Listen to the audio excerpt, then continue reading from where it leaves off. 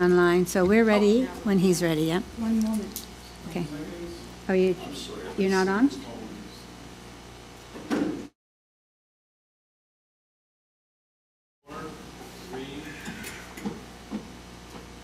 Okay. All right, good morning. Good morning. Good morning. Well, let's start that again.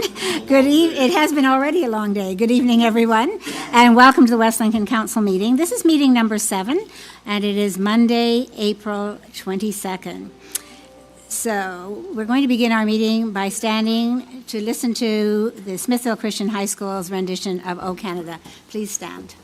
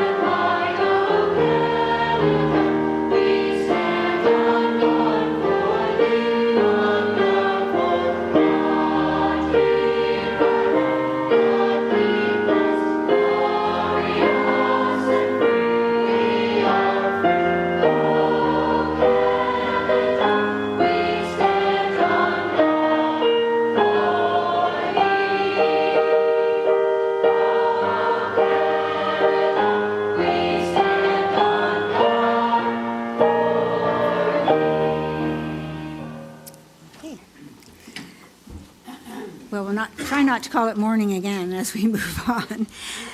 Before beginning this evening's meeting, there are some announcements that I need to proceed with. So comments from the public for a matter that is on the agenda may be provided in person by attending a meeting and advising the chair during the request to address an item on the agenda section of the agenda. Or for those individuals that are unable to attend the meeting in person, you may submit comments for matters that are on this agenda or any agenda moving forward by emailing nfiorentino@westlincoln.ca before 4:30 on the day of the meeting. Comments submitted will be considered as public information and be part of the public record. Or alternatively, you can contact the Clerk's Department to request a Zoom link to attend the meeting virtually. And tonight's council meeting will be live streamed as well as recorded and available on the township's website. I'm going to begin with the land acknowledgement statement. The Township of West Lincoln, being part of the Niagara region, is situated on treaty land.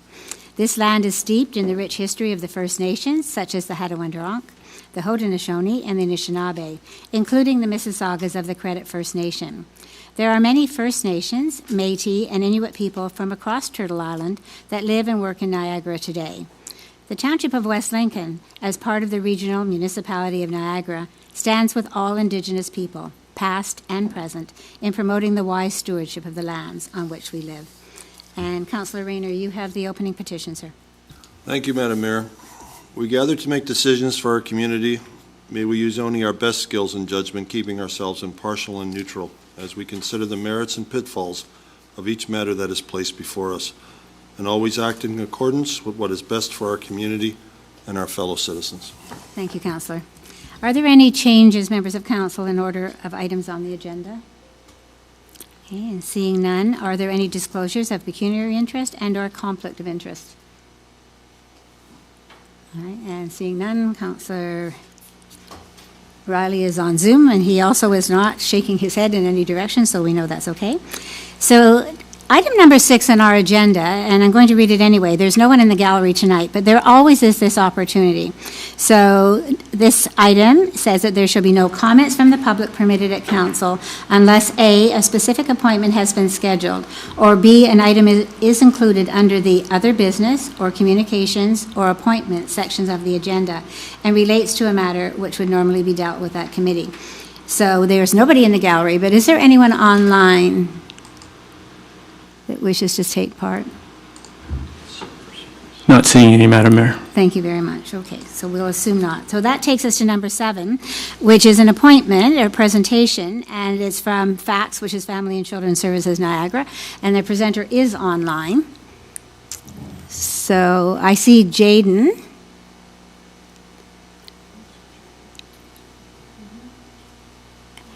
So the presentation has to do with the Mountain View Lemonade. So hopefully Jaden is able to join us. He maybe didn't think it was going to take this long to get, or would be so short getting to this point.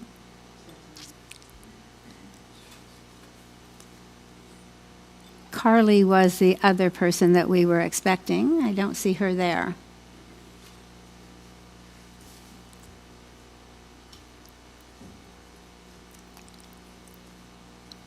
Okay, so perhaps he's just not ready. Maybe he's signed in and he isn't ready to do that right away. So I think, Councillor Woodavine, do you mind if we just switch positions and go ahead? Wait a minute, somebody's coming up. The screen just changed. Hello, Jaden, are you there? Hello? Hello, okay, good, hi. Do you have an adult with you, Jaden, or are you doing this presentation by yourself? Right now I can't hear you. I Oh. hope you can hear me, but I can't hear you at all. Okay, so Jaden Like you're can't very hear us. quiet. Is there something that we can do about that I don't from know. our end?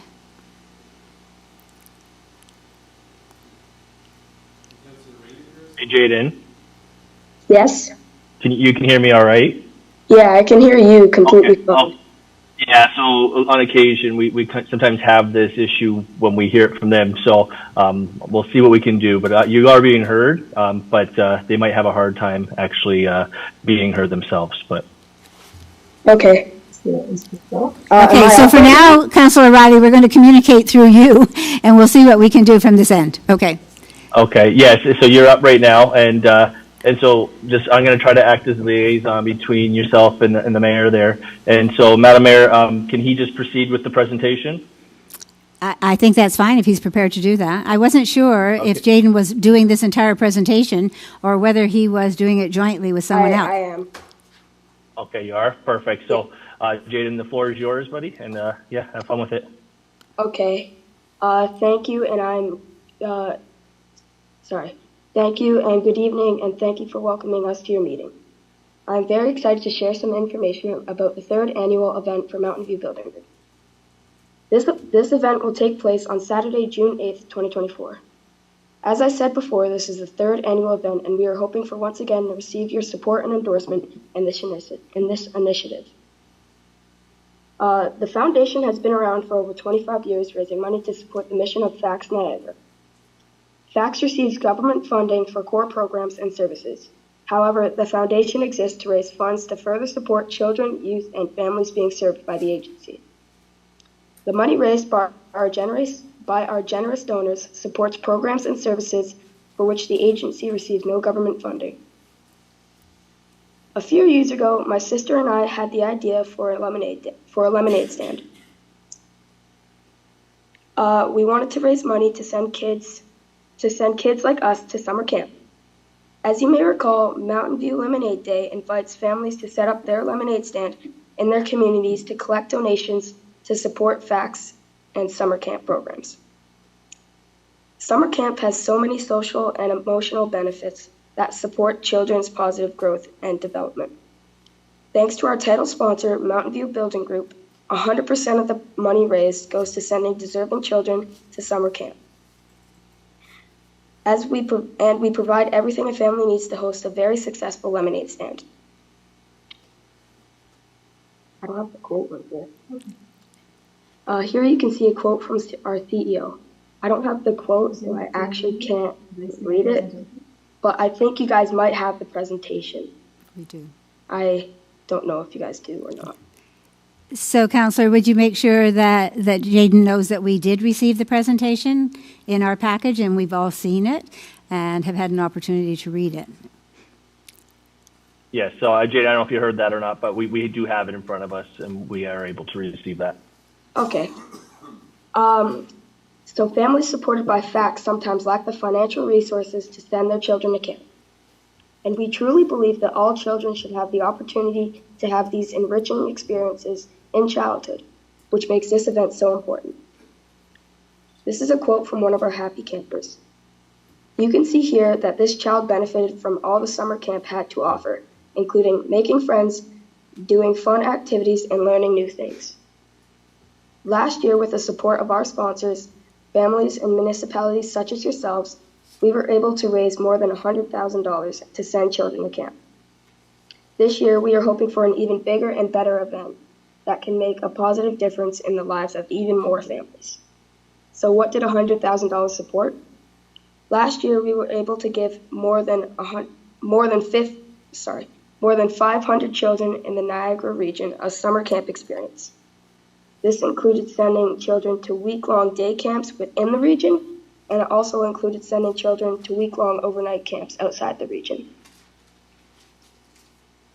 We also support foster parents so they can take their children they are caring for on camping excursions. We were also able to provide more than 150 camp at-home baskets filled with everything a kid needs for a fun summer, including things like scooters, sports equipment, sprinklers, other toys to help explore nature and keep kids active. Family and Children's Services provides a range of services in the community to keep children safe and families strong. They serve an average of 400 children in care each month. They provide supports and services to more than 600 families on an ongoing basis. Summer camp is just one way FACTS supports families by giving the kids an opportunity to make a positive childhood memory by learning new things and just having fun. We like to say Lemonade Day is for everyone. Thanks to our sponsors, we are able to provide everything a family needs to host a successful lemonade stand.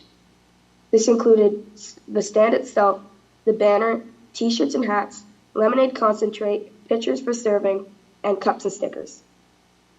As you can see on the photo on the slide, families also decorate their own stands to make them fun and engaging for everyone.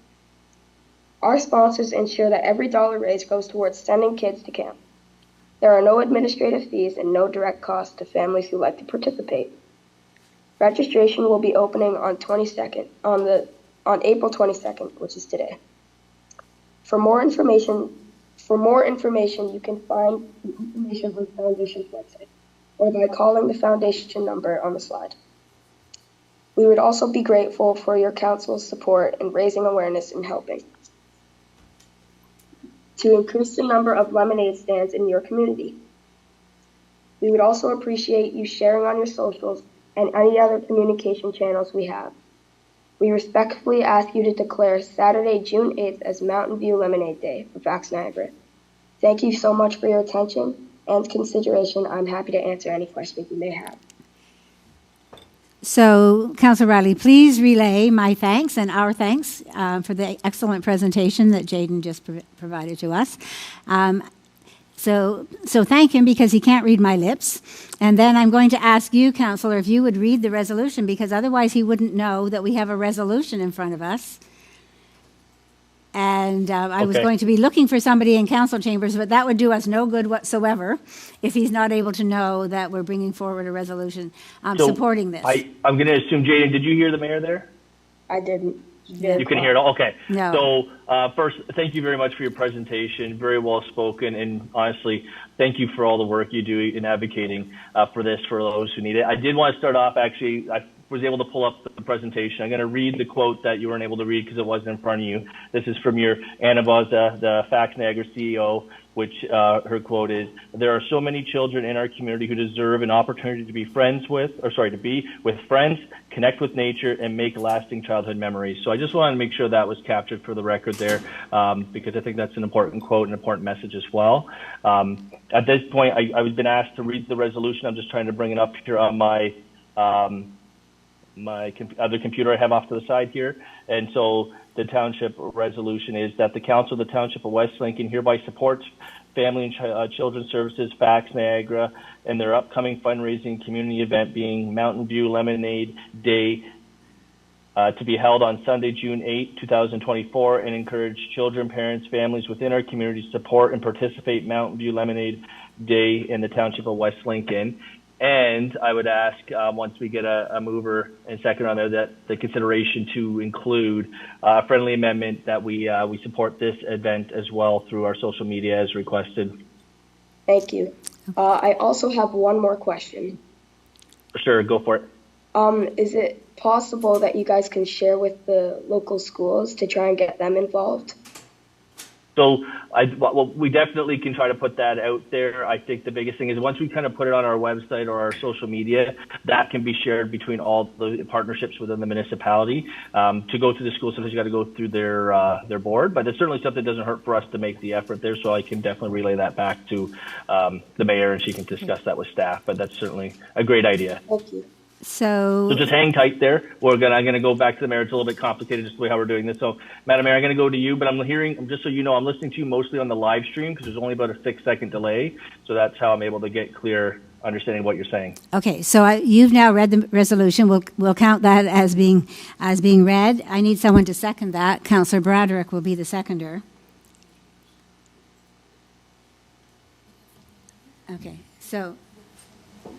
Okay, so I think the understanding is that when we said that we were going to support it, meant that we would use our social media, Councillor, in order to do that. So I'm not sure that it requires a friendly amendment unless you think that this isn't explicit enough. It always was sort of our intent to support it that way using our communications person. You have the resolution in front of you, Councillor Riley, is it? Yeah, I don't. This is very awkward.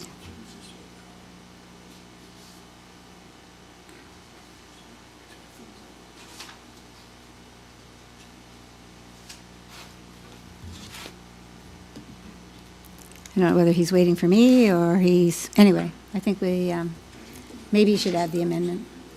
Yeah, so Councillor Riley, we're just going to add the amendment. We were discussing whether it was necessary or not, or whether by implication we would be supporting it that way. But this is very difficult when I can't speak with Jaden and you know, we have this delay. So our clerk is just going to add your amendment. Okay, and then hearing that makes sense. So Jaden, Mayor just mentioned that the resolution is very cumbersome, so it kind of includes some of those requests that you had mentioned through your presentation to kind of be captured within that. So we don't need to necessarily be as specific. It will be captured once that resolution should be voted on and supported. Okay, thank you. Okay. Yes, edit in. Doesn't matter. We'll just get to the vote, and this shouldn't have been. Okay, so are we prepared to vote then? Okay, so the vote will come up on your screen, members of council. And it should be there. Councillor Riley, did you get yours?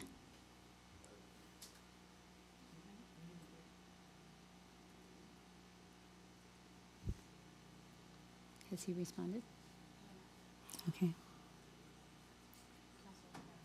Councillor Rayner, have you voted?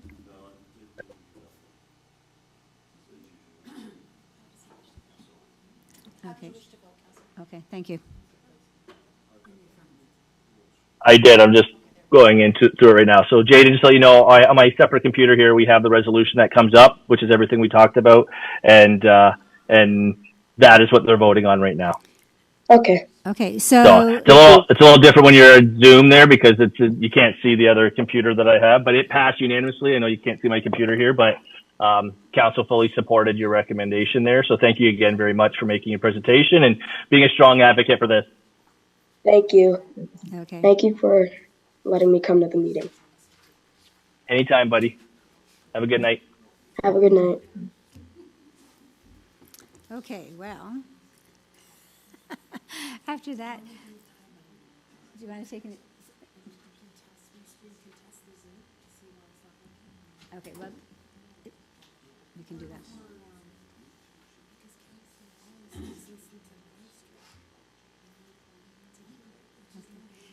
Okay, so we'll, Okay, so members of council, obviously there's something not working between live stream and Zoom, so we are going to recess for a few minutes and let our tech people see if they can fix that up. Councillor Riley is actually watching the meeting via live stream and trying to keep up with us, and it's not working well, obviously. So we're just going to call a 5-minute recess and see if we can figure out what's going on.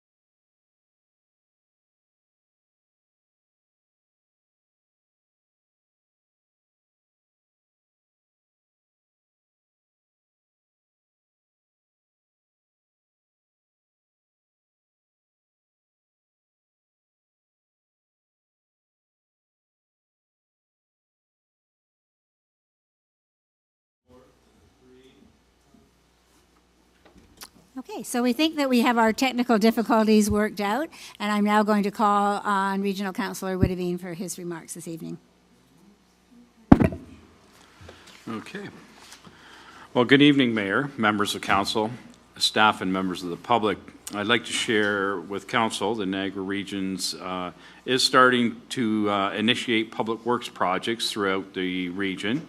We have some happening now. We will continue the road work on Highway 20 from Region Road 12 into the roundabout, which was the last piece of that, and slated also this year is Region Road 69, and I will update council on other projects that are scheduled when they get put in the queue for priority and budgeting requirements. I know I had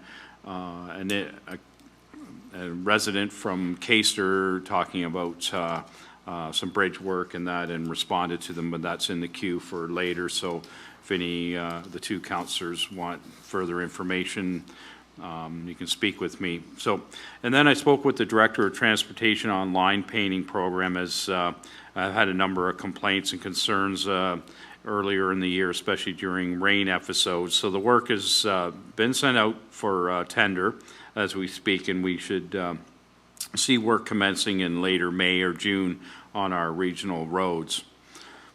Also at the Public Works meeting, we received our first report on the automated speed enforcement program, showing us that driver behavior does change through the program in our community safety zones. The report covered the inception to the end of the calendar year. I will give a more comprehensive report when we receive the information from the first quarter of this year, and this will give us at least 6 months of data to fully understand the outcome of the program. So the report obviously will be completed in early June and presented to the committee, and then I will follow up at that time. We have the Niagara Children's Water Festival will take place on April the 30th and go to May the 3rd. The targeted group will be grade 4. This event will be held at Brock University for 4 days. Different elementary schools from across Niagara will participate in a variety of hands-on water-related themed activities facilitated by the volunteer experts. Over the 4 days, the event anticipates approximately 3,200 students, 1,000 parents and volunteered are registered for this year's event. The Water Festival was established in 2002 in partnership with Niagara Peninsula Conservation Authority, City of St. Catharines, Ontario Power Generation, and Niagara Region. Quick update on the Canada-wide Early Learning and Childcare Program. Update, region-wide childcare spaces are at 8,632 that are enrolled in the program, and there was 255 spaces that opted out of this program. And what does this mean for our families? Is that the cost of daycare has been reduced, and the numbers go like this. Before the program would end to June 2023, infants have gone from 5686 to 2687, toddlers from 4904 to 2320, and preschool age from 4382 to 2066, and JK, SK from 3965 to 1873, which obviously is a considerable difference, and it's good for parents working. Preschool also $2 million was invested into salaries of early childhood educators in 2023, which relates to 841 educators have benefited from this. And as I've explained in the past, the challenge in this program is filling positions in this career path. So currently there's 180 early childhood care teachers enrolled in Niagara College program, and this is a good news story, as more parents and families can be enrolled in the workforce in Niagara with this enhanced support for childcare. So from children to seniors, we received a report sharing an update on our volunteers at our long-term homes in which we operate. In 2023, 940 individuals volunteered their time to the senior services, including 816 students and 184 adult volunteers. Combined, they provided 208,000 hours of support. There has been a slight decline in public interest since COVID, but senior citizen services are working with the community to coordinate new volunteers to the database through a program called Better Impact. Programs that the volunteers participate in and have volunteered their time are meal assistance, friendly visits, pet visits, recreational programs, cards, games, bingo, special meals, pastoral visits, church services. The volunteers operate tuck shops, hair salons, and help coordinate fundraising events. And all this makes an invaluable difference in the lives of our senior residents here in the Niagara region. Following day at the Planning and Economic Development Committee, we had a presentation informing us on Niagara's workforce. Labor shortages are negatively affecting our business productivity. Approximately 57.2% of individuals 15 and older are in the workforce. The challenge, our retirees are exiting the workforce faster than people entering. So definitely priorities are to develop talent, attraction, and retention strategies for the in-demand jobs in emerging sectors. So to put that in perspective, 218,800 people that are self-employed or employed in Niagara out of the 469 residents.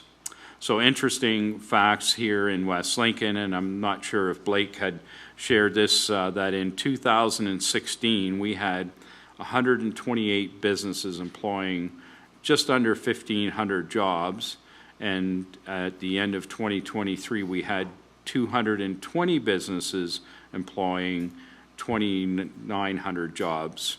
And this is great to see the increase in business investment and doubling jobs in our community over 7 years. This definitely is a good news story to share. So with that, again, I'd like to thank you for allowing me to update you on what's happening at the Niagara region for this past month. And if any members have any questions, I'm gladly here to answer any of them. Thank you, as always, Councillor Woodavine, for the thorough report. Any questions? Councillor Rayner. Thank you, Madam Mayor. Thank you for your presentation, Regional Councillor Woodavine. I have one question with regards to, you mentioned Niagara Region Public Works projects. I don't know if it was 7, 8 years ago, there was a presentation by the Region of Niagara Public Works Department about doing some work on some roads, including repaving in front of the library on York Road in Caisterville. And I asked if it could be considered to take a look at the rest of the road as it heads out towards Empire's Corners, because that road is really bad, and I was on it this weekend, and it's a mess. It's patched up here and there, and he said he'd get back to me. Now, I know 7 or 8 years is kind of a long time, and I don't really think optimistically that he really is going to get back to me. So I was wondering if it's possible, if you could inquire if indeed they did a fabulous job repaving in front of the library, if that road can be continued to the end of the township of West Lincoln boundaries, which is Woodburn Road. That would be great. It's a treacherous stretch of road. It's got a lot of hills. There's a lot of potholes. The road has been patched and patched to the point where the patches are almost as dangerous as the potholes. And the patching is really not the answer. I think that road has gone far beyond that. And I had a concern, like I said, 7 or 8 years ago. They said they were going to look at it and get back. They never did, which is not unusual for the region. But I would appreciate it if you could follow up for me and see if there's any possibility they could consider it, take a look at it. I'm not asking it this year, but take a serious look at it and say, boy, this should be on the books in the near future, that we should be doing a complete repave on that. Okay. I'd appreciate Well, it. through you, Madam Mayor, thank you for the question, and we're been kind of ahead of things on you there. I had a resident contact me a few months ago. I won't mention the name, and I did inquire to the Director of Transportation, and I don't have the exact, but to the best of my memory, it is in the queue.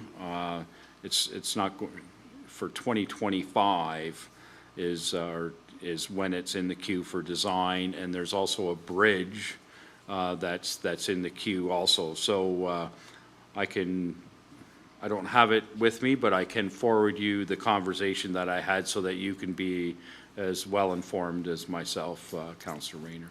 Thank you, through you, Madam Chair. So it is in the books then.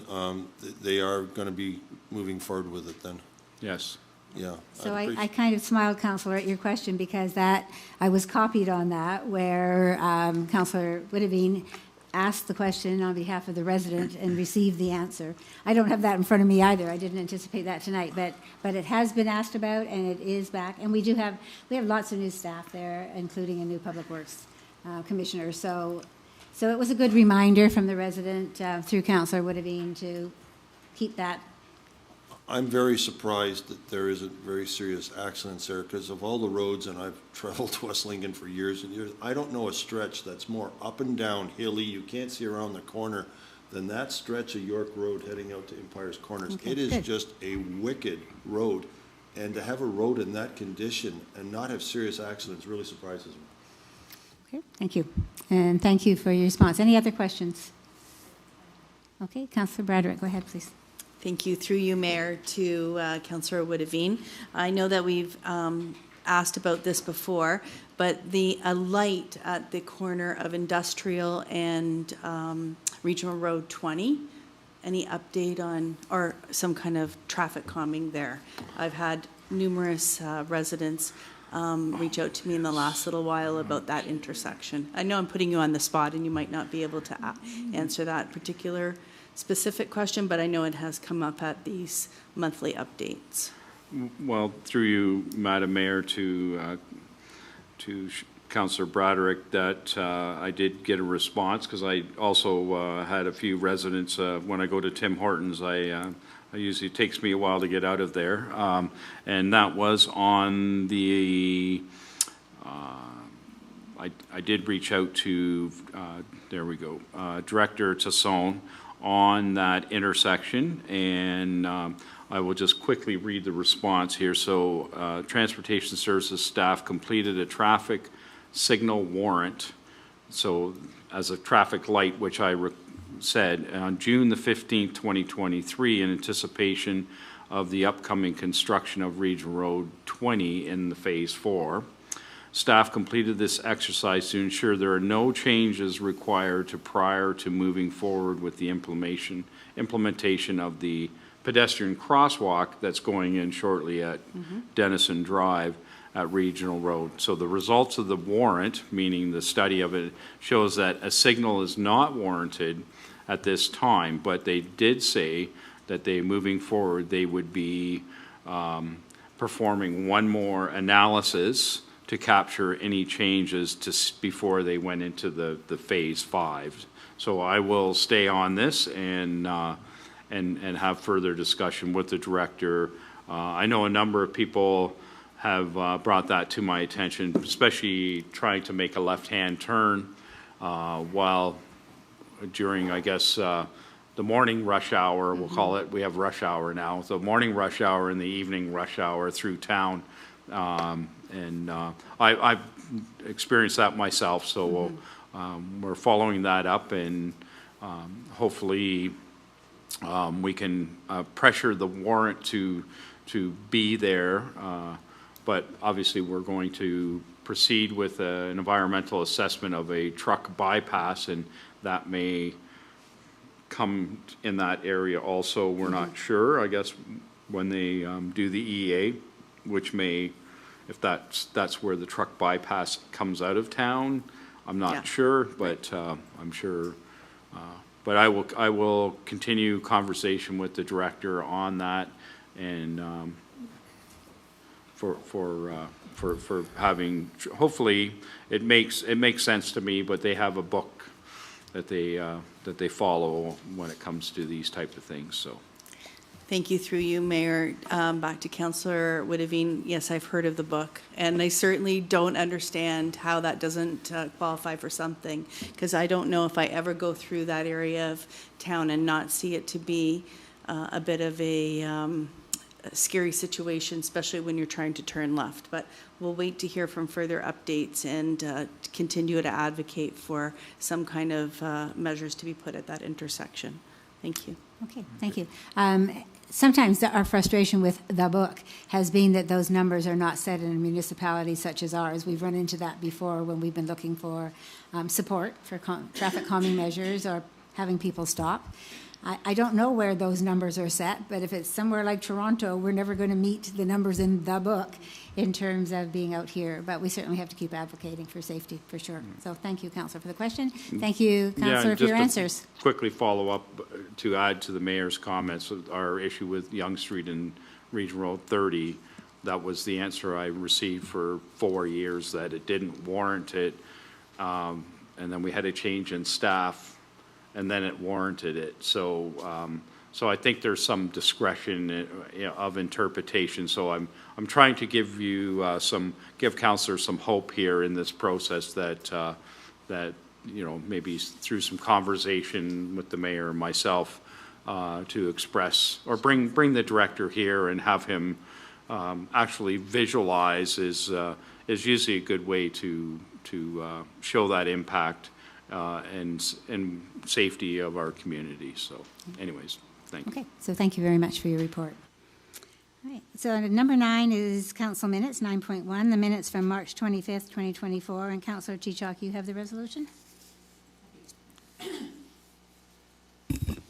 Pardon me. Got it. Thank you. The minutes, moved by myself that the minutes of the open session of the March 25th, 2024 regular council meeting and the recommendations contained therein be accepted. Thank you. And now that you've heard the resolution, do we have someone who will second that resolution? Councillor Rayner, thank you. Okay, and Madam Clerk, when you're ready, you're instantly ready. Good, thank you. The vote is there. Councillor Rayner, did you get it this time? No. Okay. The block on his computer. Okay, you're fine with that, though, sir?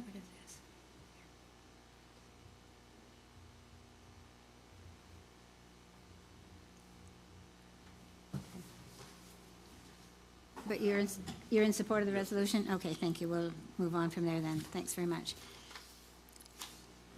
And 9.2 is the public meeting under the Planning Act. And Councillor Riley, you have that resolution? I do, Madam Mayor. Moved by myself that the minutes of the public meeting held on April 9, 2024 under Section 34 of the Planning Act with respect to 3118 Grassy Road site alteration application be accepted. Thank you. And now that you've heard the resolution, will someone second that? Councillor Chichok, thank you. So your vote is in front of you.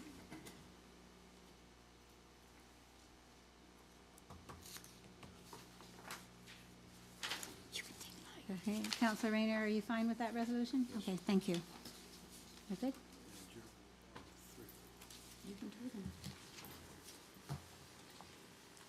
Okay, so that takes us then, as that motion carries, to item number 10, which is communications. And before we start, I just want to say that we have 3 separate items that came to the mayor's office under communications.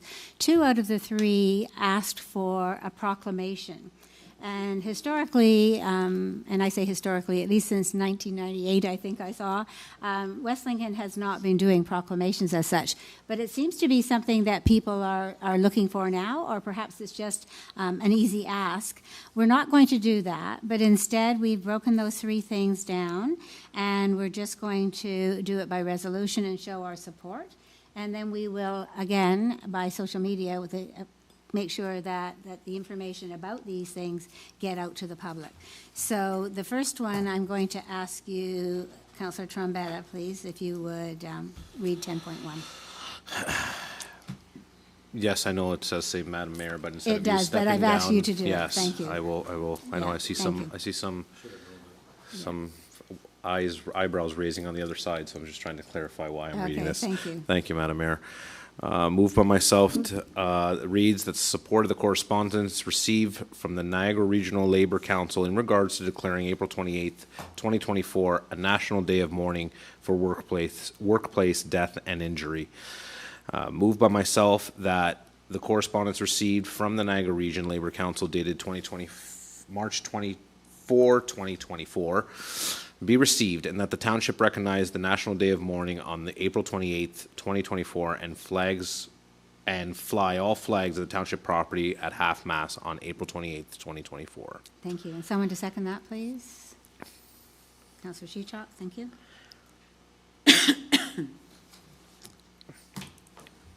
Okay, so further to that, I just want to say that that will mean that the flags will go down if we follow through with this, and this is the will of council, at the end of day on Friday and go back up Monday morning again, so that they are actually down on Sunday, and then we're not bringing in staff to change flags. So that's come up. I think we're ready to vote. It's up now, should be.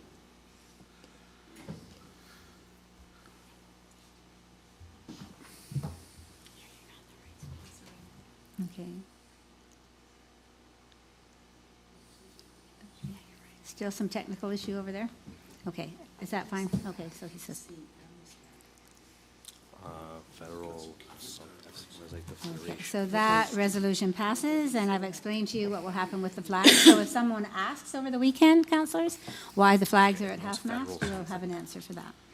Okay, so 10.2 is a support of resolution from Canada Community Building Fund regarding federal infrastructure funding not keeping pace with population growth.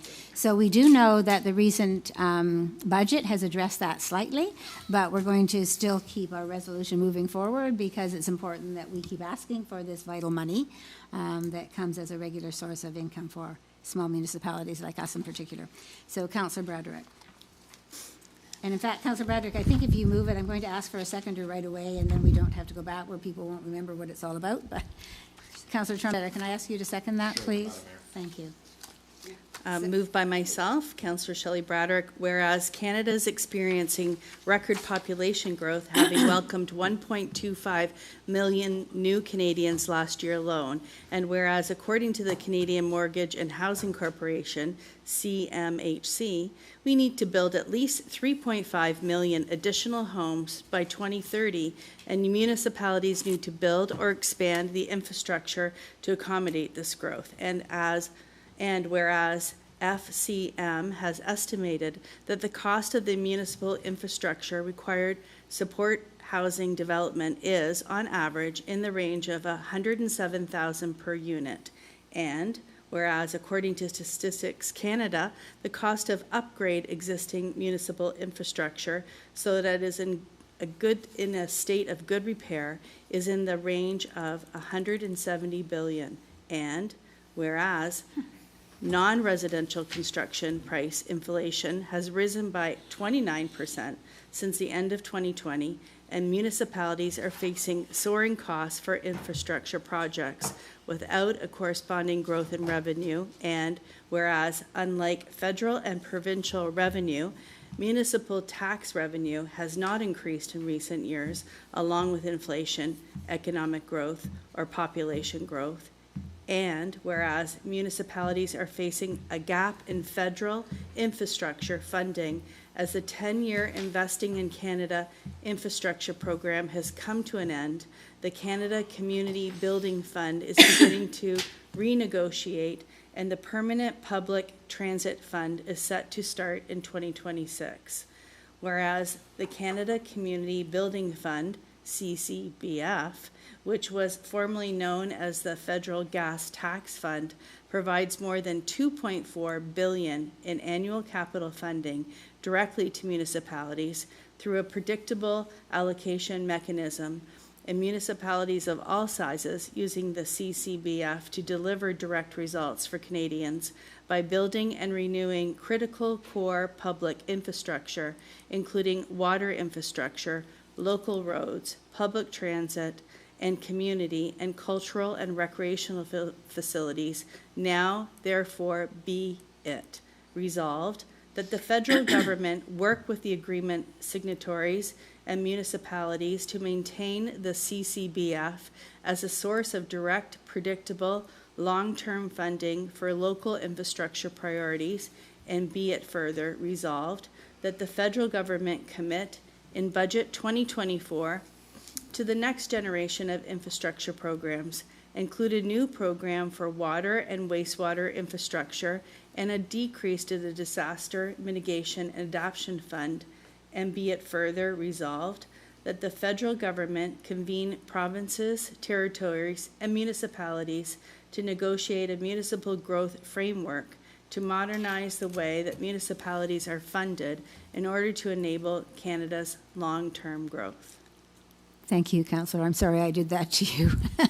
I did ask ahead of time since it's a long one. So I just want to say that this resolution came from FCM, which is the Federation of Canadian Municipalities, and it has gone to all municipalities looking for support.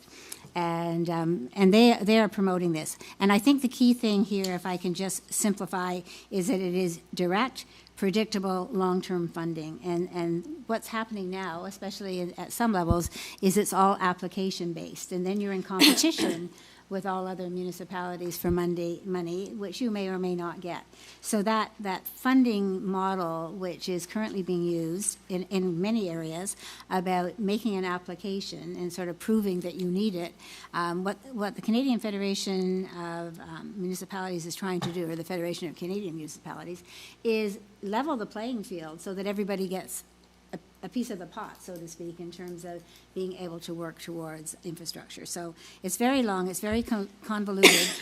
We did have a discussion about whether putting this entire thing on the agenda as it is, and we felt that probably for anyone from the public looking at it, they might want to know what this is all about. And also it just sort of confirms to members of council that this is not just something that's a whim, it's something that that even our Director of Finance decided, should be part of tonight's agenda before we knew what the Canadian government was doing, the federal level. So in any case, the vote is, unless there's any discussion or questions that we can try to answer, the vote should be there. I will not do that. Not ever would I do that to anybody, but good try. For Councillor Bradrick, she did a fine job. Fine job.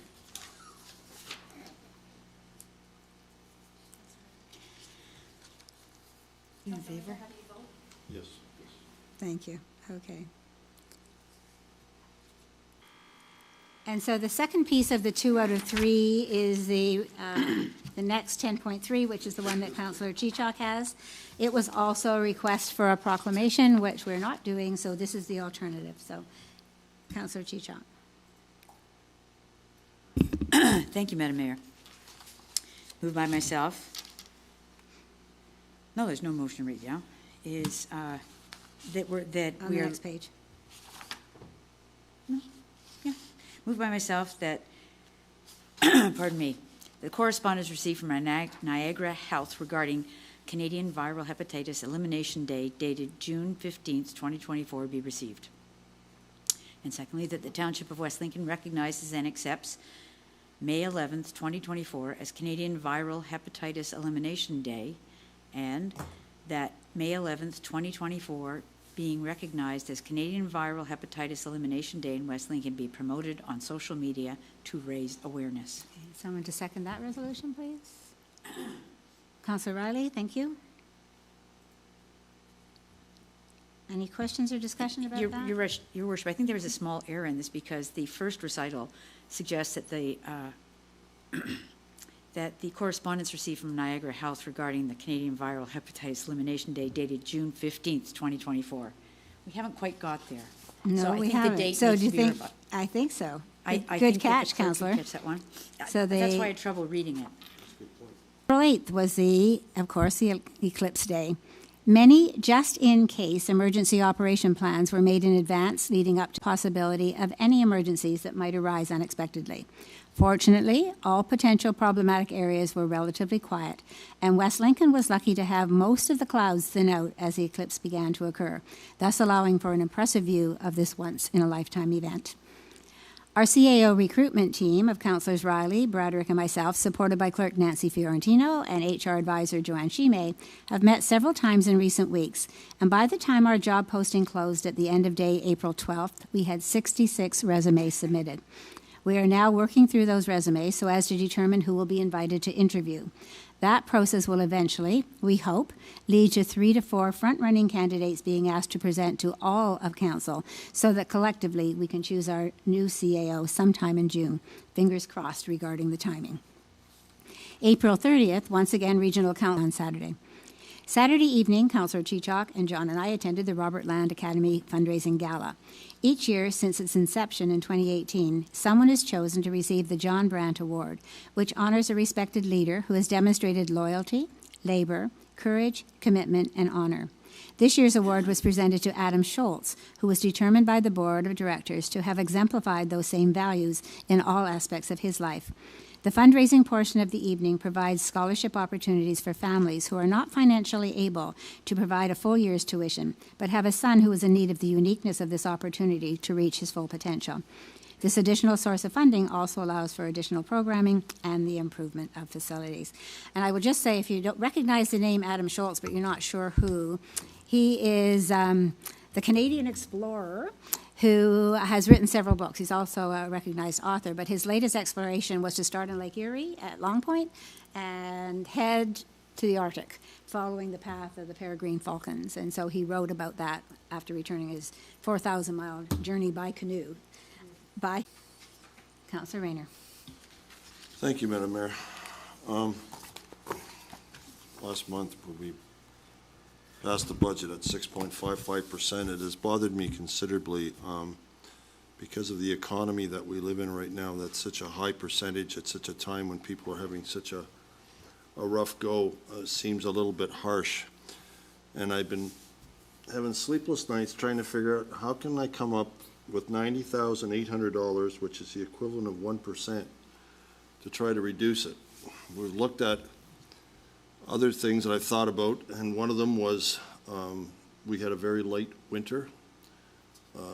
Probably we didn't even have a winter as far as I'm concerned, especially as compared to when I was a kid. We used to have snow like crazy. So I figured possibly the budgeted amount that would be allocated for a normal winter's cost with regards to public works and the additional hours for overtime for the truckers, the diesel fuel, the sand, the salt, would be some additional money that would not have been anticipated that possibly could soften the blow. I had quite a long discussion. As I mentioned last week, I wanted to discuss it with staff before I brought it back because I knew this was going to come in for approval this week. And basically, the Director of Public Works, Mike Diapalis, said that unfortunately it didn't quite work the way you think it does because the winter was so light and the temperatures were so high. It resulted in a lot of breakup of the gravel roads, and additional costs were incurred with additional grading and more gravel that was required, when in a normal winter these roads would have been frozen and they would not have broken up like they have. So where I thought there was a possibility of some additional found money, shall we say, it apparently backfired in the fact that the freezing and thawing has actually countered the savings that would have been on that. Then I looked at what's the government doing? How are they treating people my age, shall we say, the pensioners? The CPP and the old age, basically the government is giving 4.4%.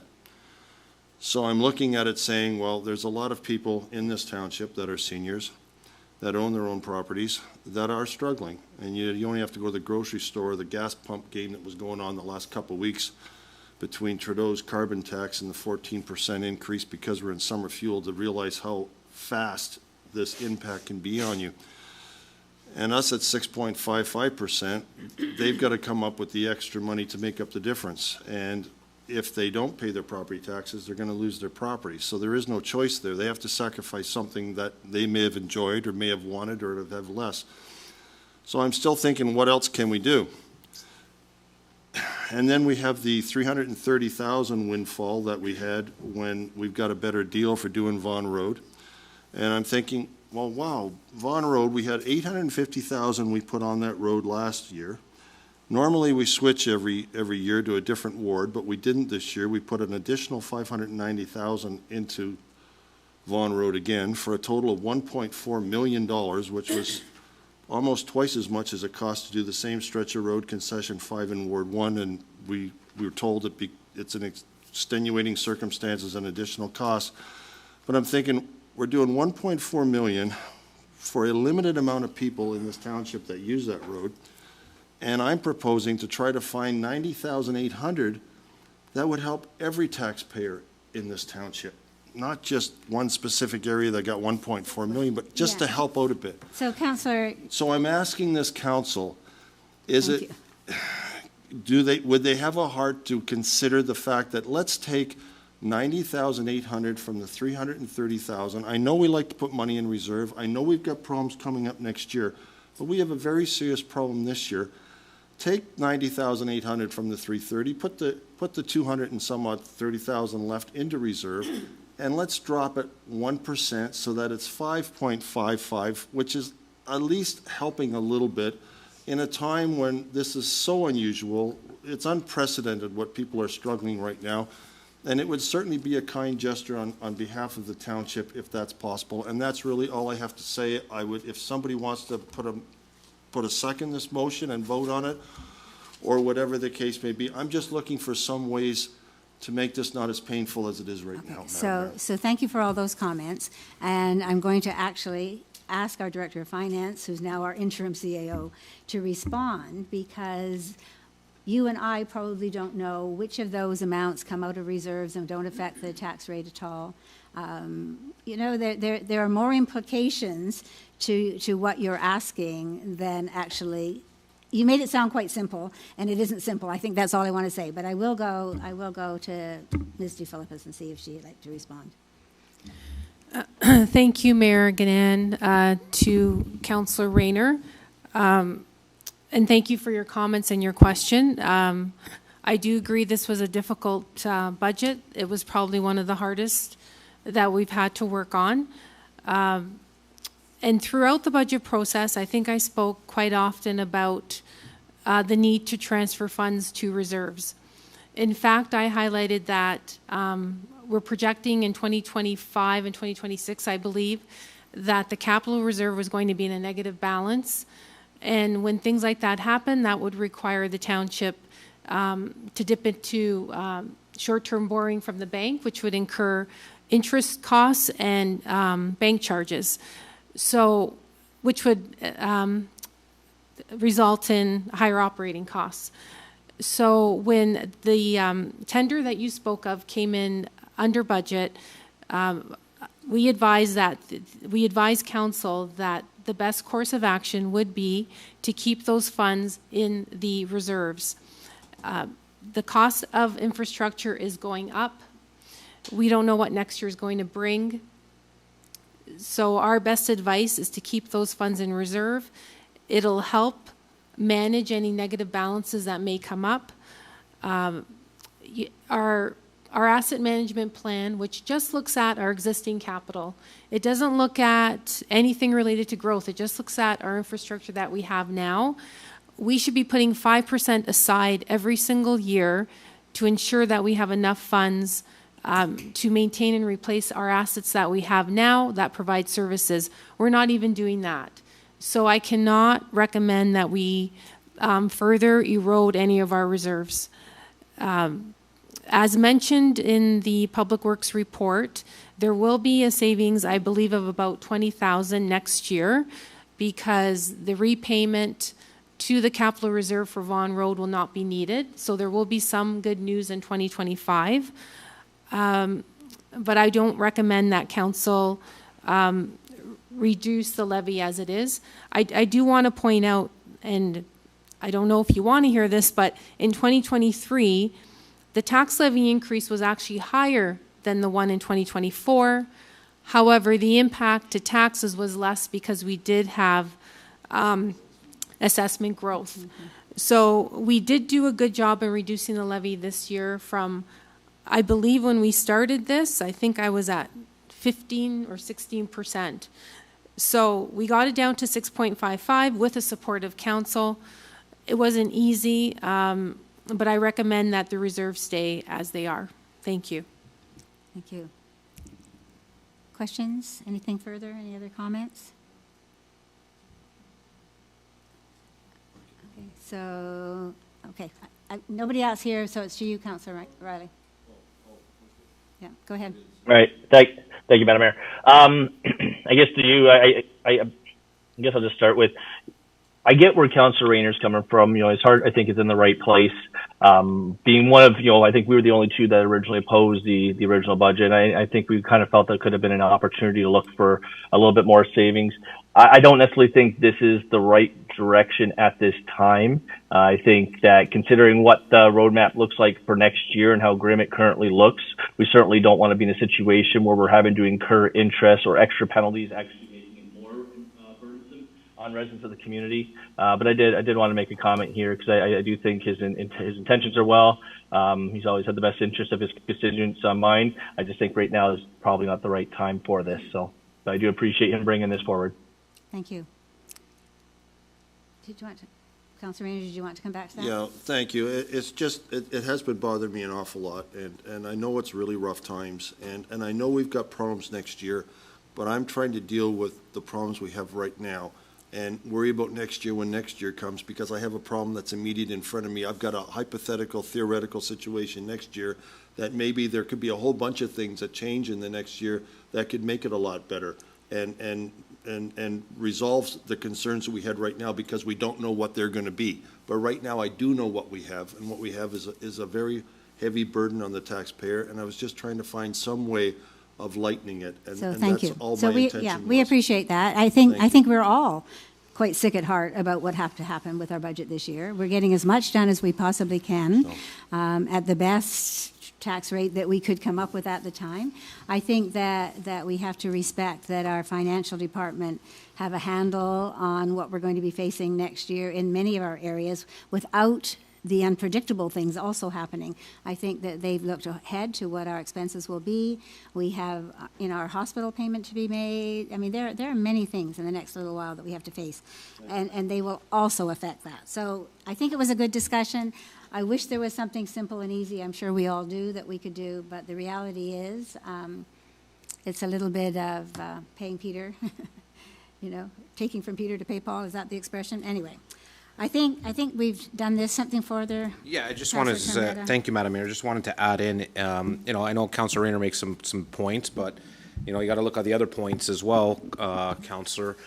I have received phone calls that, they're happy to see that we're actually doing stuff. And as being a ward councillor with yourself in our ward for 3 terms, we've gotten probably the most roads done in our ward than probably has been done in the past 15 years. And then you're going to say, well, you did some before, but but we did a lot, and it was, I guess it froze for a while, and now the people are happy that and we still have a couple projects in our ward that are getting done, but we can't get those projects done by not increasing something, and people are happy in both wards, or all 3 wards, I would say, that they're seeing some of their services being done through, our implementations of the road needs program. And we have advocated on getting our roads done, and I know our constituents are happy seeing things getting done out there. They've called us. We've had I just received an email recently on one constituent that comes in occasionally on our budget, and he's more than happy that things are moving ahead with the roads, and they do not want to see us stall that program. And I think if we, and I'm not saying what Councillor Rayner, what you're saying is not totally. We're all looking at ways to save, but if we stall any of these projects by lowering the tax rate, we're going to fall behind and not get a lot done. And I still want to continue getting a lot done for our residents that are looking to get stuff done. Thank you. And if I could just add in further to what you were saying, you were talking about stalling. If we don't provide some extra money in our reserves, maybe we would need to stall that program next year, not this year, but perhaps next year. We don't want to go that way. We want to just keep moving forward. So I think the best advice to follow is that of our financial staff. So in any case, everybody's had a say that wants to have a say. Madam Mayor, through Councillor Woodavine, Councillor Trombetta's comments, I mentioned nothing whatsoever about stalling any of the roads project. Anybody that knows me and my reputation is the more roads of those mud roads we get tarred and chipped, the happier I am. So I don't think it was necessarily saying that, Councillor. I think we know that you care about roads, and we know that you're always And this is not trying to taking get any things. projects away. All it is was a windfall that came back that we got some extra money we didn't anticipate, and I was thinking that would certainly help. It would not affect any of the projects, and at the same time, it would give the taxpayers a little bit of break. Yeah. That's the only reason I brought it up. Thank you. It's next year it might affect programs. So in any case, let's vote. Okay, ready for the vote, please.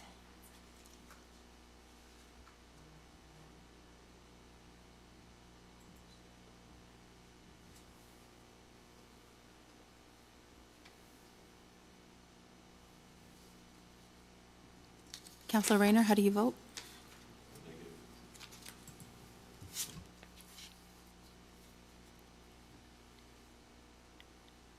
Okay, so seeing that come up, there it is, good, okay.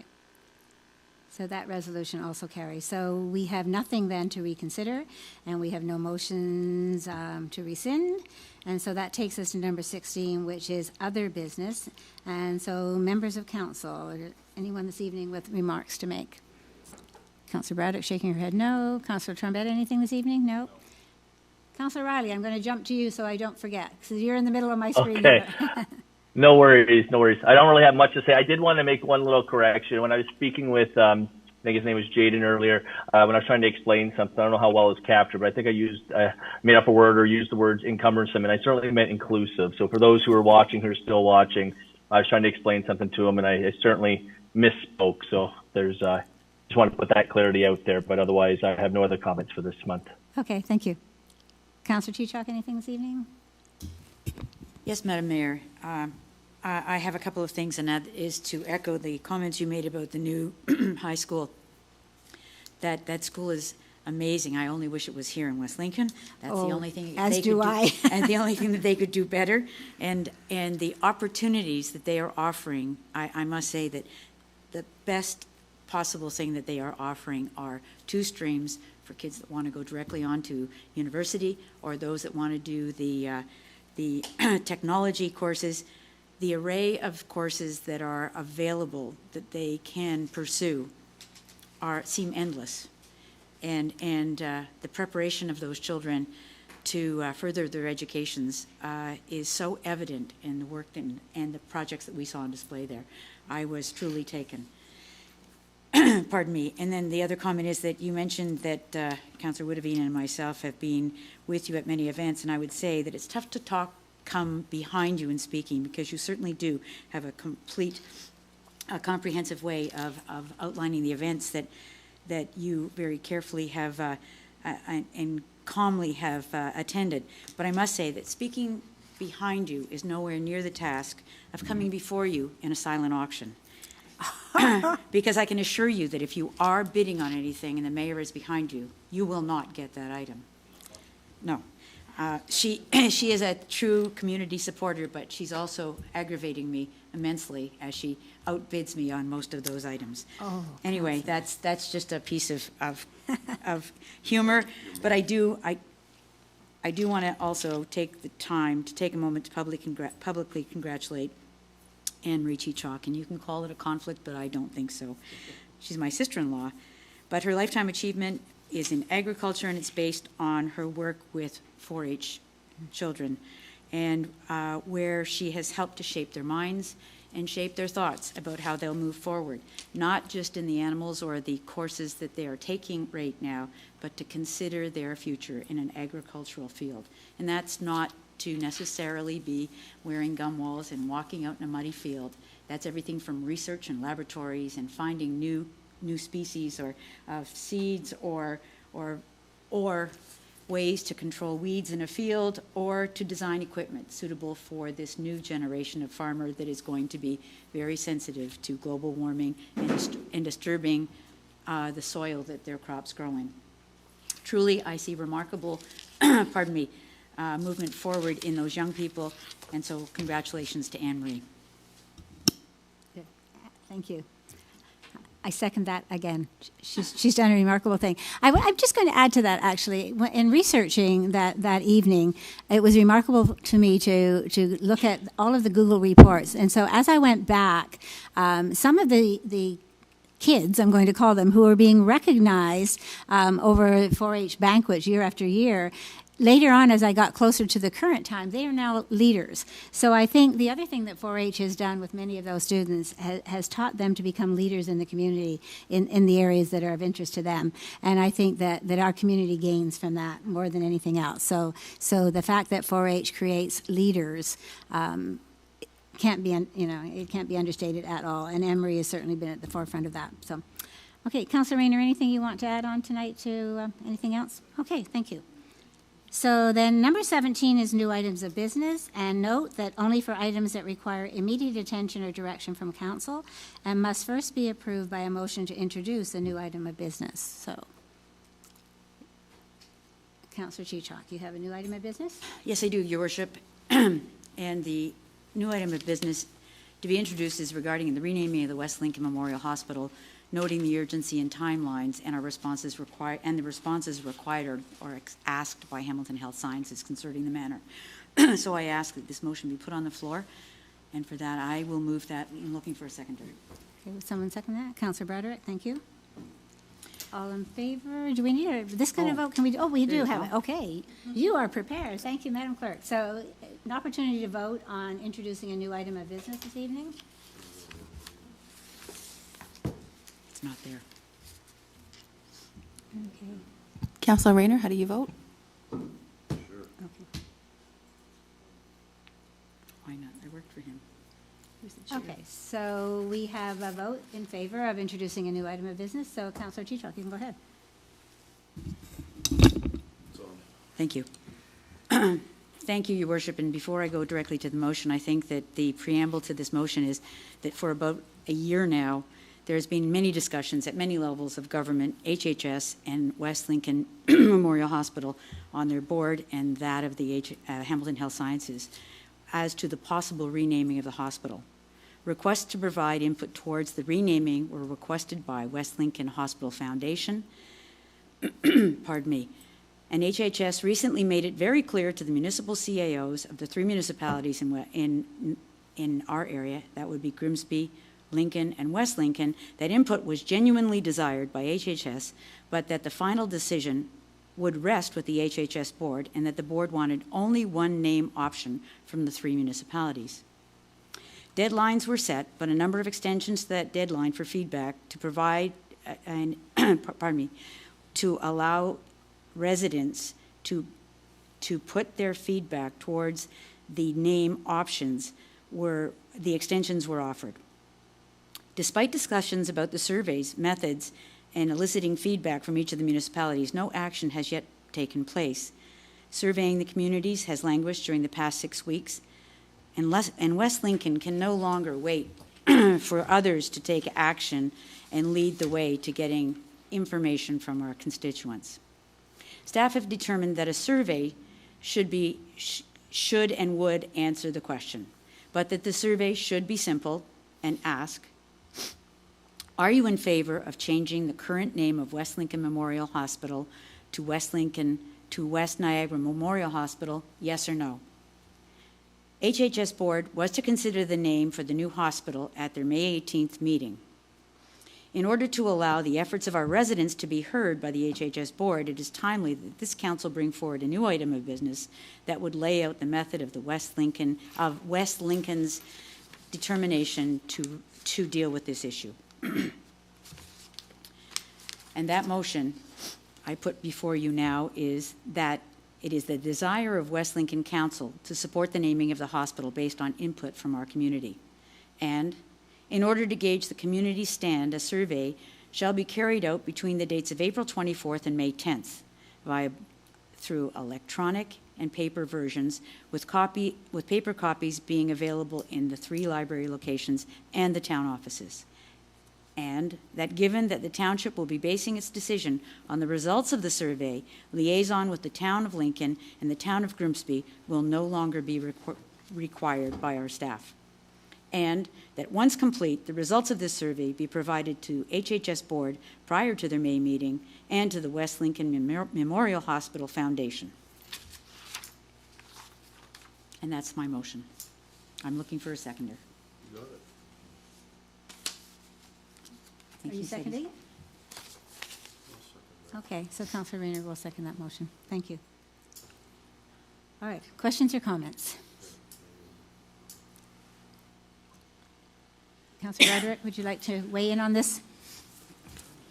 I'm just, I guess I'm confused from the get-go on the point of the renaming in the first place.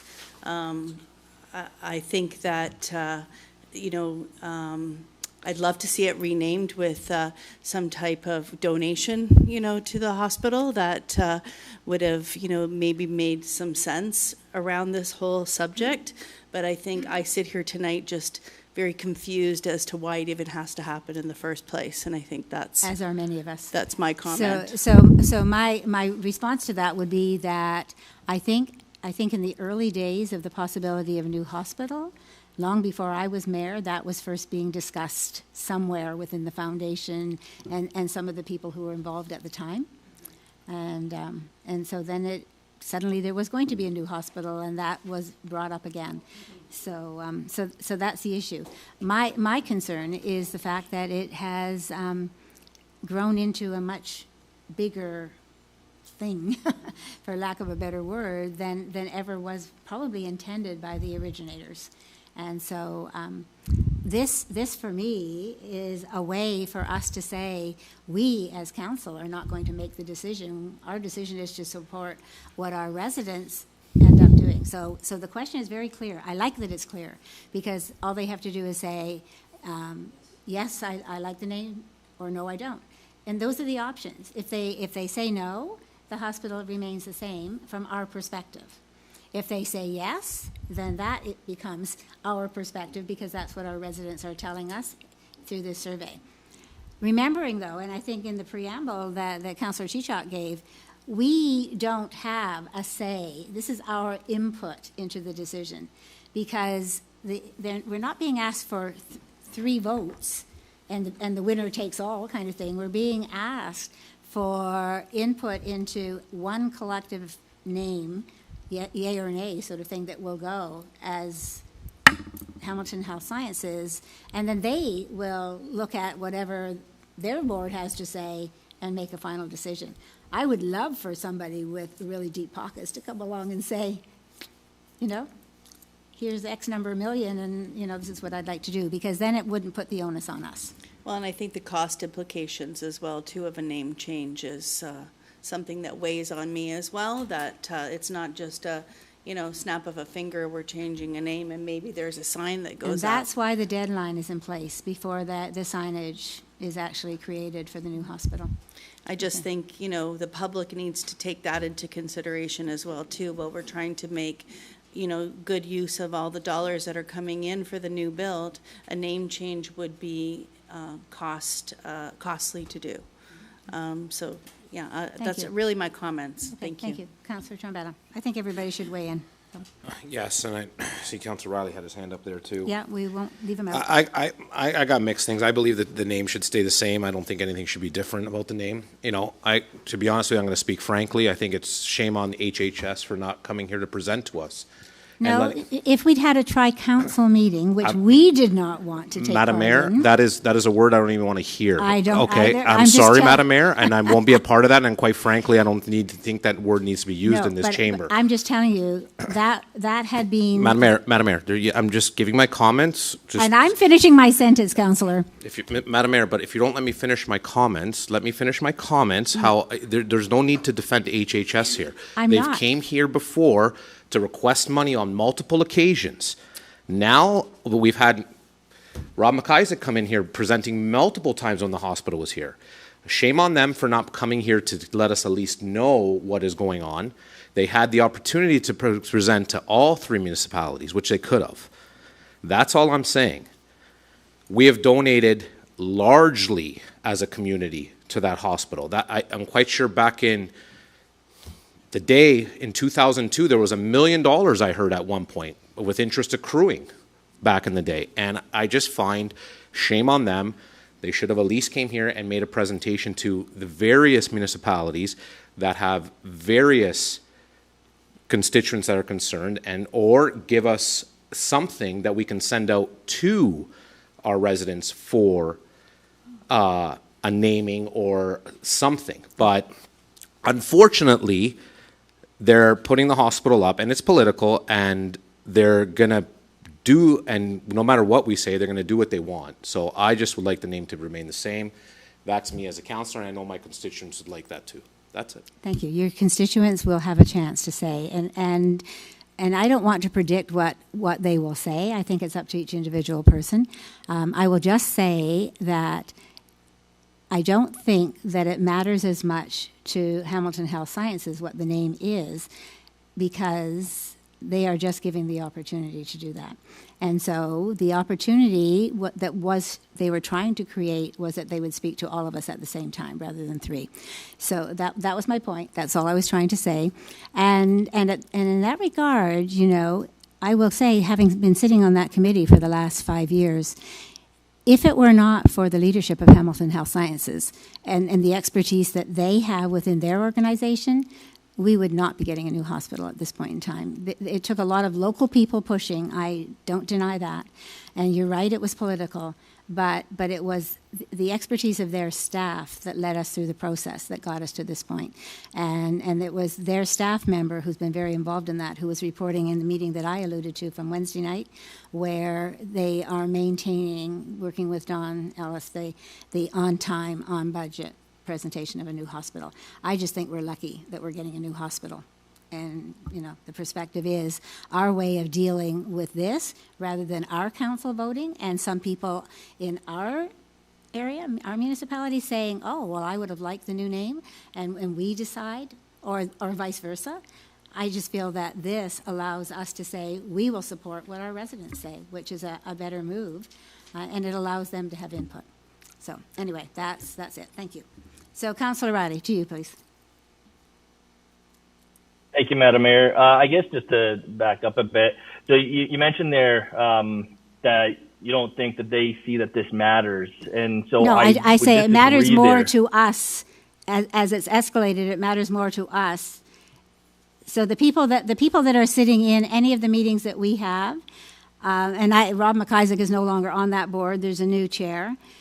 So those people at the board level will make the decision based on input that comes from our 3 municipalities as one. So our recommendation as one that goes to that board would be that the 3 municipalities that are in the catchment areas, what I want, catchment, have suggested that the name stay the same, or it will say has suggested that the name be changed too, but it's not sort of an open-ended thing, and then they will determine. And it might be based on cost, Councillor, in terms of what you've had to say. You know, we don't know what their determination factors will be, but we have input as collectively, not individually as municipalities. That's the point I was trying to make. Okay, like I say, if it certainly doesn't matter, why do they even bother bringing it up? Who's actually campaigning and championing? And to be a bit frank myself, like this, to me, at least to myself and my perspective of this, is a big slap in the face to all the Save West Lincoln campaigners who worked their butt off, who did everything they could to get the message out there, and this ends up just becoming a complete rebuild, and I don't really understand. I don't know. Councillor, we can't hear you. You suddenly cut out. Councillor Riley, can you hear me? He can't.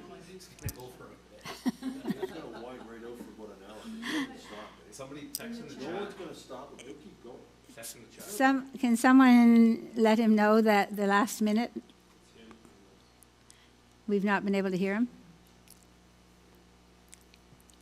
Okay. So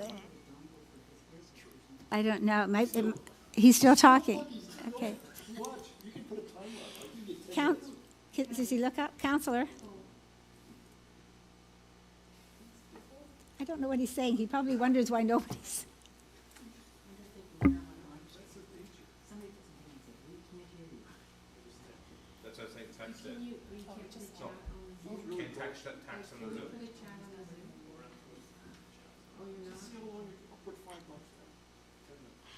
Oh, dear. What can I do? Counselor, we can't hear you. Does he see that now?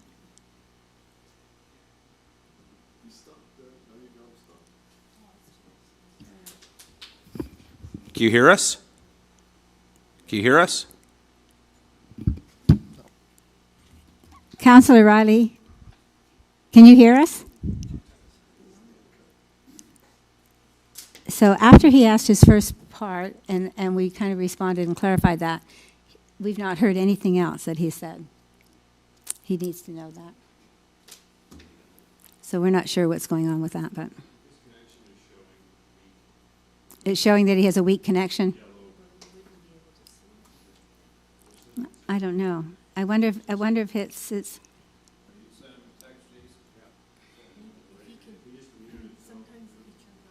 yeah, I wonder about that. Can we suggest that he turn off his camera and maybe we would be able to hear him if he has a weak connection? I mean, that has happened to me when I've been home, you know, when we've been doing, yeah.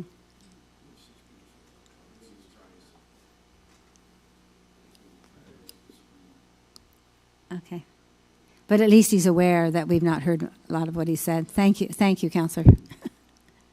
Both councillors. Okay, can you hear me now? We can, yeah.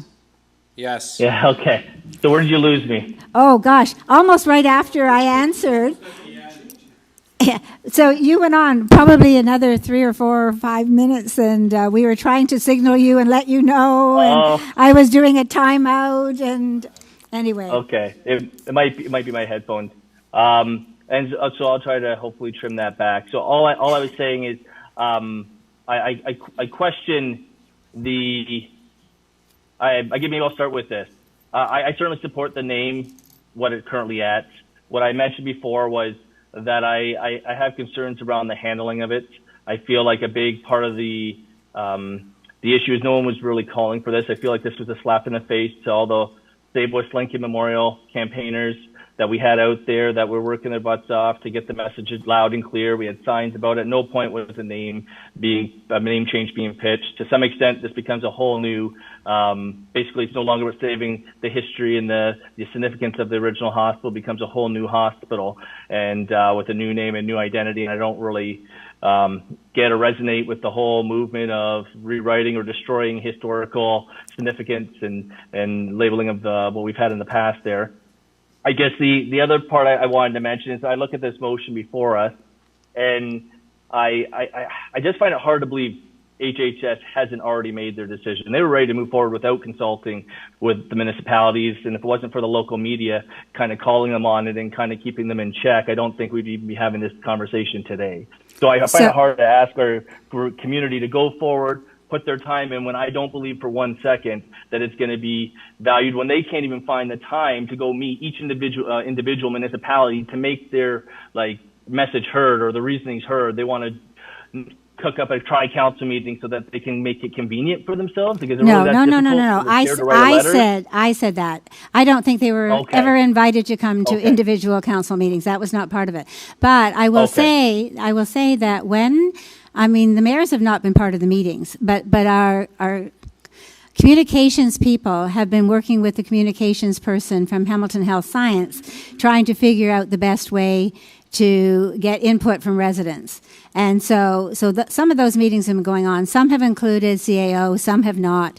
So it has been an ongoing process. So I don't think it's fair to say they've made up their mind. I don't know that one way or the other, but I know that the people who have been working towards trying to get this input legitimately done, since it was raised in January that Hamilton Health Science is required to have, some additional input, they have been truly working through the process and trying to figure out the best way to do that.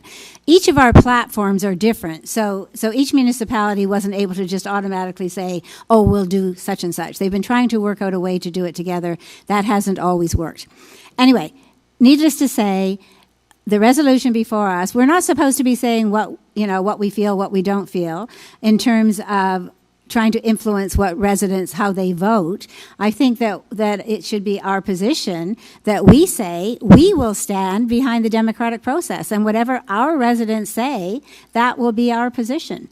And that way we are not, as I was saying to Councillor Trombetta, we're not offending any of our residents who one way or the other. And we are 1/3 of the input. So whatever that input turns out to be, that we just collectively with the other two provide further input. So it's Madam not. Mayor, if I may ask. Yeah, go ahead. If I may ask you, how transparent is this democratic process? Where do we get to see the results so we've understood that they actually took the democratic process and they took the rule of the majority? And where do we audit that to ensure that it hasn't been manipulated in any other capacity? Because again, it's very easy to say, oh, we support the democratic process if the democratic process is the requirement they're using to justify their decision. No, so where do we get that transparency? So it is our council that's saying that. We will know. We will on social media and however we can. We're working on some kind of, getting it out somehow so that people know that we have this, they have a final say. This is your say in West Lincoln, and whatever comes out of that, we will know legitimately because it's been set up, and we'll send that to members of council. It's been set up so people have to put in their name and where they live in West Lincoln, so it can be vetted by our staff to make sure they actually are residents of West Lincoln, submitting to the West Lincoln poll. We will know at the close of that poll how many people and what the results of that will be. We will know that.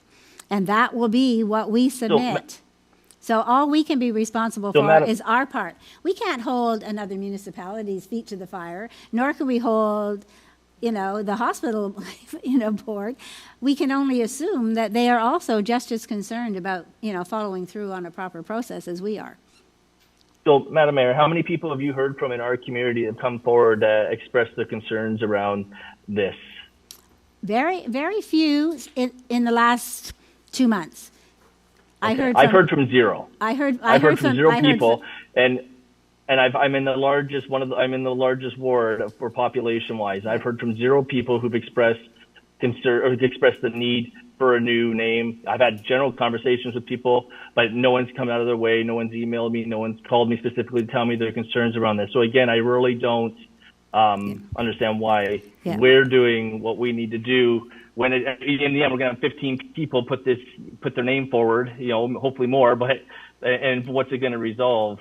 Our endorsement, which is we're against 2/3, and it does not even take any weight. So again, I'm it is the skeptical of opportunity process. for our residents to have a final say, and we are saying what their final say is will be our final say. And we're providing that input. That's all we can do. Other than that, if we don't follow a process to provide some additional input, then we don't have any say. So I will just go back to your original question when you asked me. Early in February, I received lots of emails, positively and negatively. Part of that was because of the issue that was presented and the way it was presented in our only local newspaper, where it was, do you think the name should be changed, yes or no? But the people who have actually spoken about what that name change might be, many have said, I could live with that, knowing that the memorial part sort of gives a nod to the historical aspect of the hospital, and that the West Niagara part sort of indicates the fact that the catchment area are the 3 municipalities mainly in Niagara, so the western end. So, whether we like that or whether we don't, that's where we are right now. And I think Councillor Chichok has just tried to help us find a way to resolve this on our own. This is our Made in West Lincoln way of dealing with this question, which has become, quite honestly, quite ugly. So if I could ask another question, Madam Mayor, because some of this stuff is still kind of coming out of the blue to us, how is Councillor Chichok privy to some of this information? Privy to what information? So to the information of the urgency of the deadline. It's on our website. The fact that Excuse me, Councillor. The information about the hospital and the process, that's on our website. On if you press the button that's already on our website about the hospital, that's where that information is. The information about the deadline was on, we just know that is in May for the May meeting, and that was provided to us by our CAO but how do we know today. So how do we know that? Sorry. Through our How do we know CAO, who that? talked to the other 2 CAOs last week at the end of the week, and also from our communications people. They are looking at survey. So this is all current information. This is in consultation with staff? No. Okay, Councillor Chichok's going to respond. Your Worship, I intended to bring this motion forward under new business at one of the committee agendas. And the only things that I was able to glean is that there was, in consultation with members of staff, I said, how do I do this? Is it appropriate? What will we do? Is it a motion? Is it a, pardon me, other business, or is it a notice of motion? And it was there that I learned that there was a new deadline for, and it was just said casually, but that there's new deadlines coming at us because HHS wants to spend, pardon me, wants this dealt with before their next meeting. And then I heard that from a councillor from West Lincoln. So that really persuaded me that we had to make a Made in West Lincoln solution, because no one's got a voice right now. And if we don't do something and we wait for leadership from somewhere, we may have missed the boat. So, and I was told that it was going to the next HHS meeting, but that they have not ever changed their meeting schedule. And I said, well, that's crazy. I have to go by what's on the website. And their website says the next HHS meeting is on May 31st or 30th. I can't remember right now, but I said, if we don't do something now, we miss the opportunity to get our stuff in before the next meeting where they will theoretically deal with the name. Now, there's been lots of extensions, as I mentioned in the preamble to my placing the item on the agenda. It seems that there's been a lot of changes from various corners, and then people want to walk away and say, oh, we'll give this back to you. So, out of abundance of caution, I brought this forward, not privy to any information other than the fact that I guess I'm tired of listening to councillors from other areas, people in my ward saying they would really like the same name as there is now, and I thought leadership is by putting it out there and letting our community make the decision for us. So that's how we got here. I didn't want to go in and listen to all of the who did what and who said what and how did it happen. I'm sure we could do a forensic audit, but I'm not sure that that would get us any further than we are tonight. And the dealing with this motion is not in any way a nefarious issue, nor has it been underhanded. It is purely to get our way of dealing with it to our people in a timely fashion so that we can advise that our 1/3 of the vote for a new name is from the people for this. Okay, and so if I could, Madam Mayor, and I appreciate that explanation, and I certainly, I think I understand a little bit better. I think it's important to highlight, you know, I guess it's a good thing Councillor Chichuk was able to get ahead of this. However, if what has been said has been true, then HHS intended to include us into the conversation. If they're setting up timelines that we can't meet, then like, how do we not see this as not a good partnership? You know what I mean? We're good for the money, but we're not good for the impact they get, or for the feedback. So again, I'm having troubles with this. Personally, I would like to defer the whole thing and ask for a member from HHS to come here at the earliest committee council meeting that we have and actually speak to this and actually stand, and answer, have some questions. I'm sure other members of the committee have questions, and actually stand before us and explain themselves. That's what I'd be in favor of tonight. So I would put forward that we defer this at this time. Let that vote take place, and if that is successful, then I ask that a different resolution be brought forward, and that a member from HHS, a representative, come forward and speak to our council.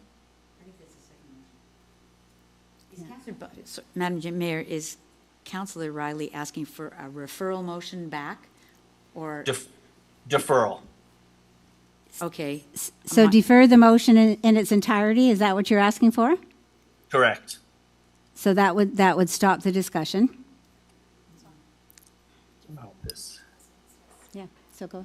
So to the motion? Yeah. So he wants to defer the motion. Yeah.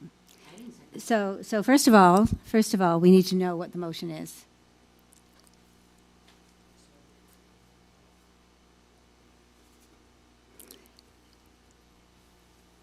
So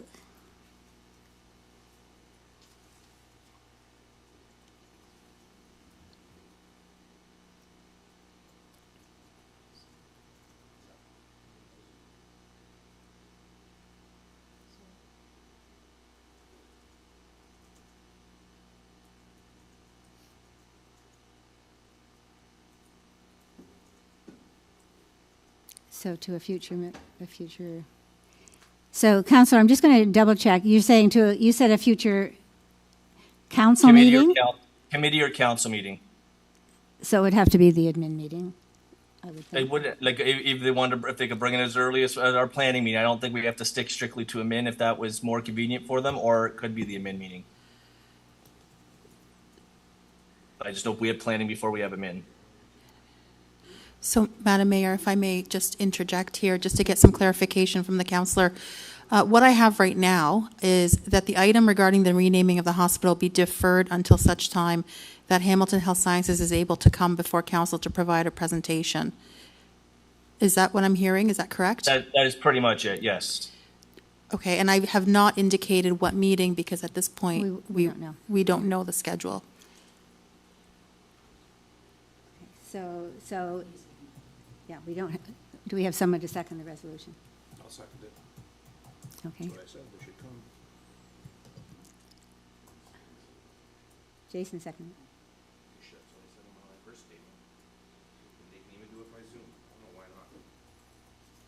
They should come here to make that complaint.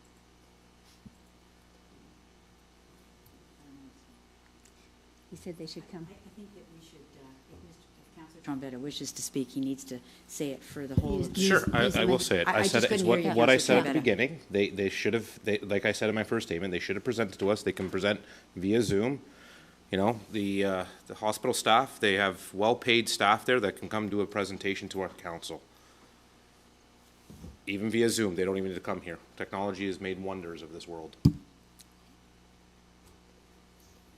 That's all. Well, hopefully. Yeah, that, come where we have trouble, yeah. Okay, we're ready? No, I'd like to speak to it. Go ahead. Yep, okay, Don, go ahead. Thank you, Mayor Ganan. I just want to make one comment in relation to Councillor Riley's deferral. My only worry is that if you defer the motion and you defer any survey to the public, if staff from HHS attends a meeting, let's say in mid-May, there won't be enough time to engage the public and have them complete a survey. So perhaps what you could consider is keeping Councillor Chichak's motion and adding another section to it saying that you would also like HHS to attend a future meeting. That way you can have the survey out and also have staff from HHS attend and answer any questions you may have. So, if I may speak to that, Madam Mayor? Go ahead. So I'm going to oppose that for the time being. I don't think that's necessary at this time. If HHS is serious, they'll get their butt here as soon as possible. So, If not, so they can defer Councillor, on could the- I ask you if they're serious about what? What is it that you think? About actually including us in the conversation, not playing games. So let me just also, I mean, we're not supposed to be debating this, but I think we need to have all of the information. And that we learned this afternoon, Madam CAO and I, that our communications person has been working with her counterparts in the other two municipalities. And the assumption is that the other two municipalities, as of today, we didn't say what our resolution was. She doesn't know that, but she does know that we are looking towards actually taking advantage of the survey that has already been created.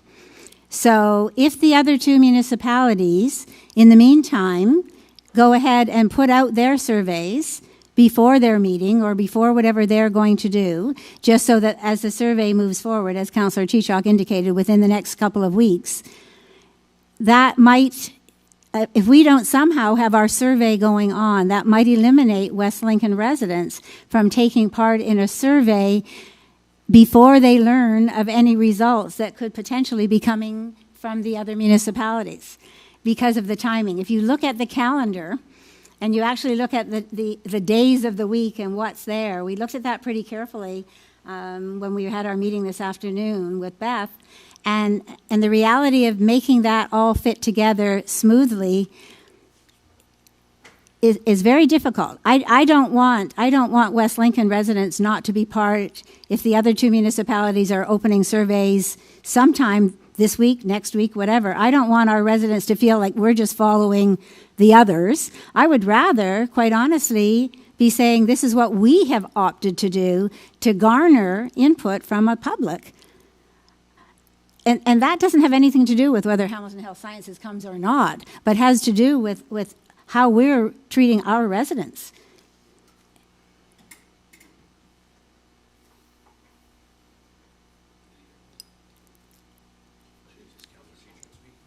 Okay, so are you contemplating that, or are you just thinking about a response, or are you? Honestly, we wasted so much time on this, and again, Well, that's how we feel about the whole thing, actually, which is why we were hoping to know. put it to bed tonight. But But I also didn't know when you call deferral motion, it goes into debate. Historically, it's never gone into debate, so. Mine would be a friendly amendment if Councillor Riley would, would accept it, and he doesn't have to, but there are two things of important nature to us, and that is, the mayor's made the one, but the disengaging our staff from having to participate with others, which looks like we are participating because you want something that's independent, and it's us, which is why I suggested going on with a pardon me, with the, going forward with some sort of a survey. But if you don't want them to, if you do the survey, to the mayor's point, you would then do the survey, we'd have the result in. The mayor's right, we could ask them to come, and if they're willing to come, you would be able to hold the result of our survey until they arrived. But at least we would give our residents the chance to have their say, rather than blocking a further say. I have to say that there are so many Pontius Pilates in this particular exercise that it is scary. There have been, everybody wanted to get on board, including the 12,000 people that came out 12 years ago to ask for this hospital and finally got a hospital rebuilt for this community. And now what is holding us up? A name, which if a deep pocket comes along, let it be West Lincoln, because it's going to have to get changed again. And it's over $1.5 million to change every form, the signs, and anything. And you want people to have to spend money on all of that now to change forms. So if it's highly likely that we're going to get the people's result, I stand behind it. That's democracy. And I'm not debating, I'm just saying, don't give them the results. Give them a survey, let them have their say, and let's move it forward. I don't care whether Hamilton Health Sciences comes here anymore. We're getting the hospital.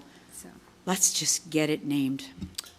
Okay, All so, right. so it's back to you, Counselor, because Yes, under our, so- under our procedural bylaw, to defer it just leaves it. We can debate a deferral, that's okay, but Yeah. we can't amend a deferral. So I it would see. be up to you to So- put forward something that allows, that you feel allows us to still collect the information from our residents, rather than them paying, sort of being the back end again to whatever the other two municipalities proceed with. We know it is So- their intention to put out a survey. And the Okay. survey will be the same as what we are asking to put out, with a yes So- or no. Yeah, so I'm, So you I now have two formulate things your in reservation. mind.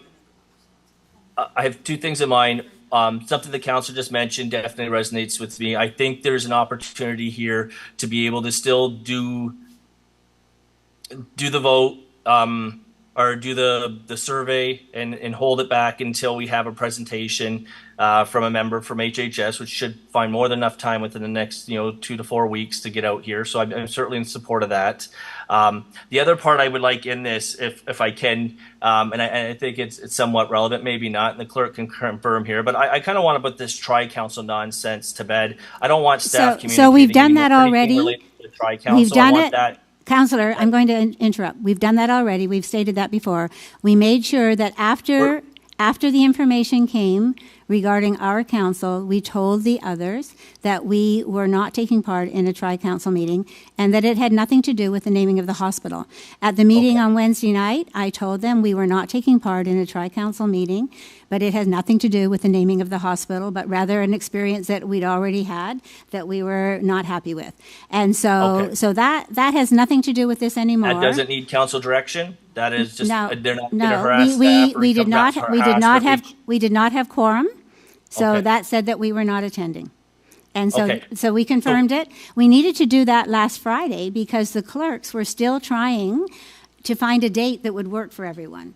So in But just- fairness, once you sent your email back, and once Councillor Trombetta and Councillor Broderick sent their emails back, and once Councillor Rayner and Councillor Bell had responded by telephone, we knew that we didn't have quorum.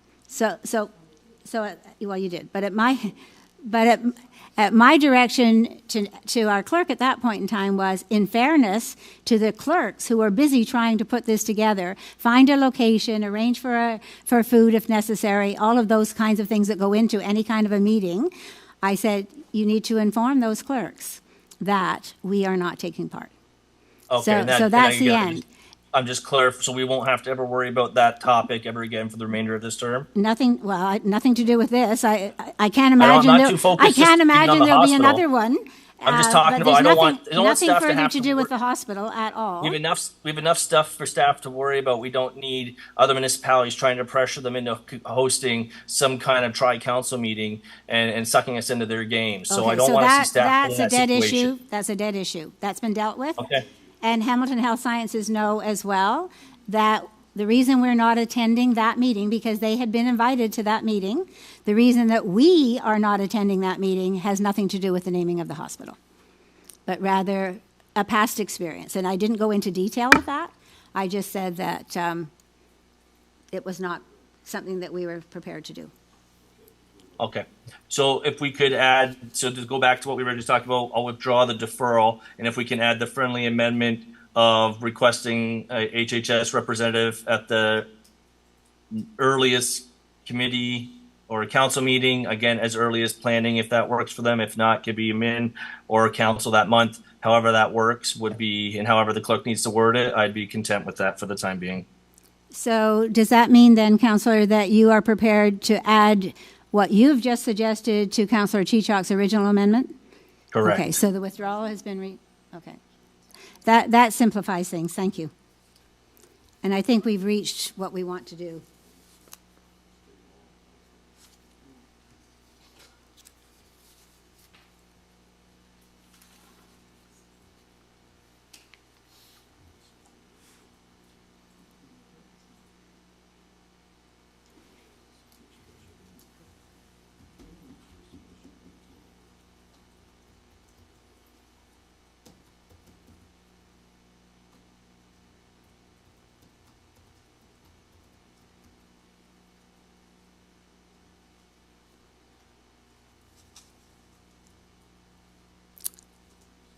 Okay, the clerk is busy putting that together.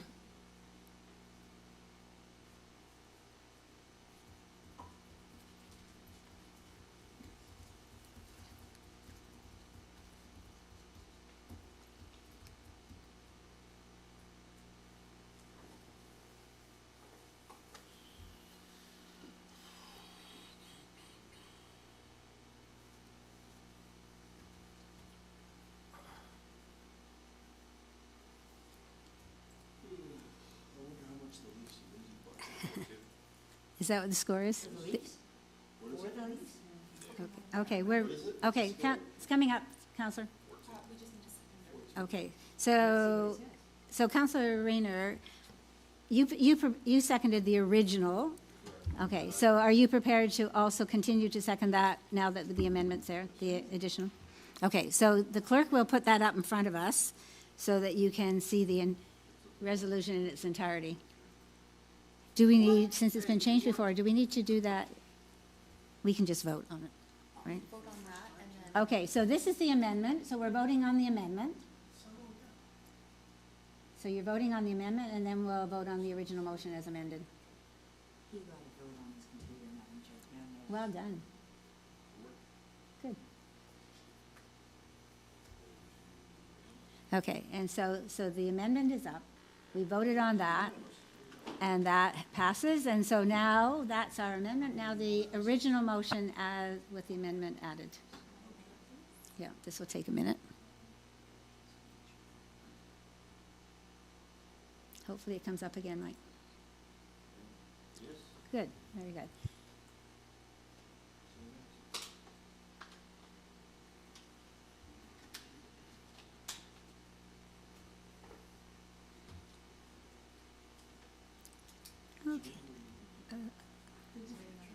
Okay. So, Madam Mayor, it's before me, but I'm not ready to vote because I think something's worded wrong here.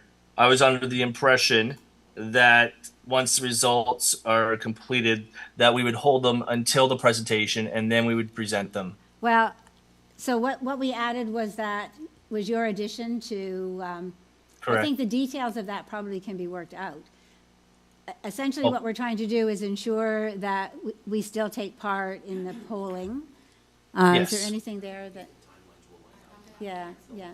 Number 3, Your Worship, is the deferral motion, which should be removed. Okay, I don't have the, okay. So the clerk is still working, Counselor. Okay, thank you. Yeah, yeah, the timelines will match up pretty closely if we can get them to come. So we'll work on that moving forward. Your Worship, I hate to speak for Councillor Riley, but I think that item 3 of the original motion as put was that once the results are complete of the survey, they be provided. Well, then that Hamilton Health Sciences be invited to a meeting to receive the results of our survey is really what Councillor Riley was looking for, is you come, we'll talk, we'll give you our survey results, but you tell us why we're doing this. Yeah, and I agree with the consensus of that. Honestly, that's just, I guess, what I was trying to say in a roundabout way, because you know instead of just sending off a letter and it get just thrown under the door, it ensures that they hear our voice loud and clear. I just want to make sure that we've got this now that I've scrolled up. There's 2 is the motion as I put it. Number 3 is a deferral motion. That needs to be voted on to be turned down. And number 4 needs to be embedded into the original motion. So the deferral was removed, right? Yeah, I withdrew it. Madam Chair, the deferral was withdrawn, so Okay. that's not even on the floor at this point. Okay. The original, sorry, let me go backtrack. The motion that did carry, I will read it, was that Hamilton Health Sciences be invited to a future meeting of council or committee regarding the renaming of the hospital, to provide a presentation on the matter of the renaming of the hospital. That's what carried. And now we are back to the main motion, which is moved by Councillor It had Chichak. nothing to do with the deferral. No, there should be That's nothing in fine. there. That should say I can withdrawn. reread it. That should say withdrawn. The deferral motion should say withdrawn, right? It the will in the minutes. Yeah. Yeah, it will in the minutes. But for the purposes here, we're not voting on a deferral motion at all. The motion that is on the floor right now is, and I can read it for you, 1, that it is the desire of the Council of West Lincoln to support the renaming of the hospital based on input from our community. 2, in order to gauge the community's stand, a survey shall be carried out between the dates of April 24th, 2024 and May 10th, 2024 via both electronic and paper versions, with paper copies being available in 3 library locations and the township offices.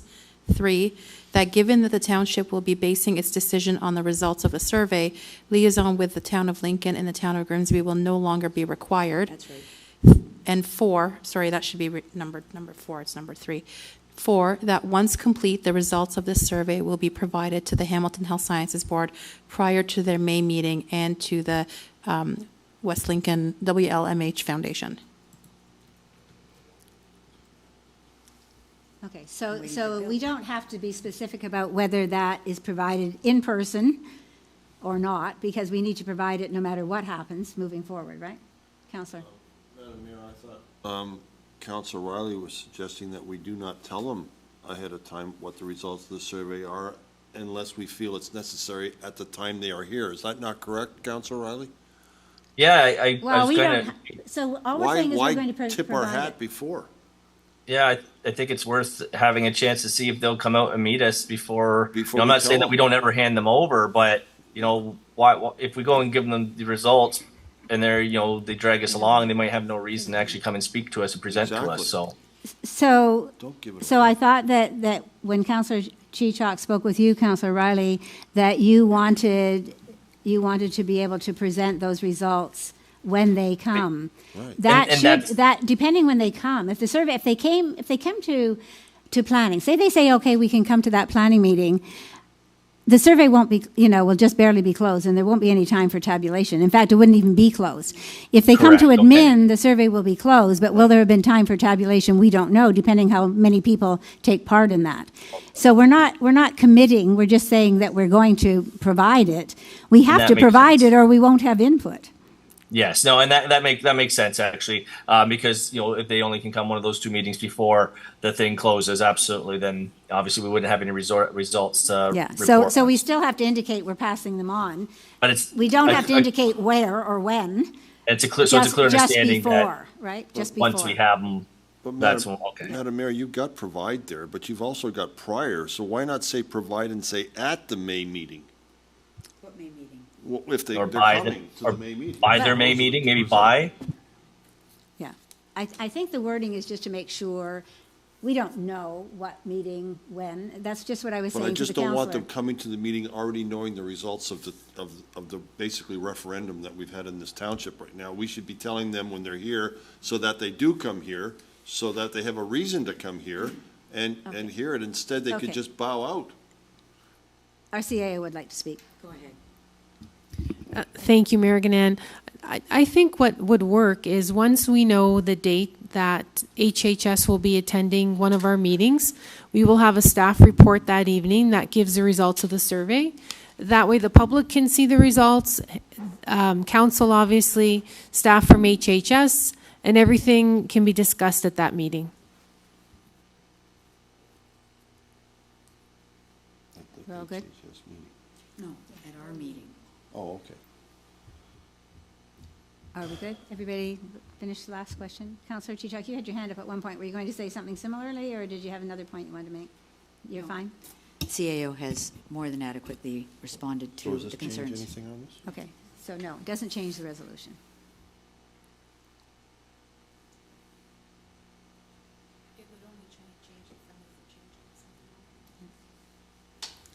Okay, so, So, is it, did it come? Did I? I'm- Are we ready to vote then?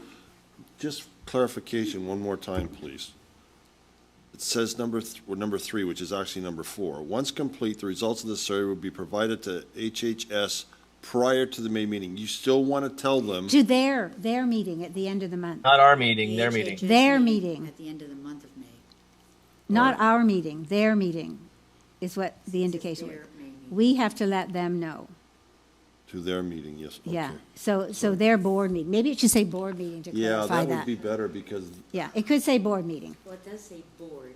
I- yeah, and then prior to It does, their. but if you, It wasn't clear, I kind of overlooked that because I was, you were thinking of looking at the other- meeting, but it was always the intent before their board yeah, meeting. now it's clear, thank you. Okay.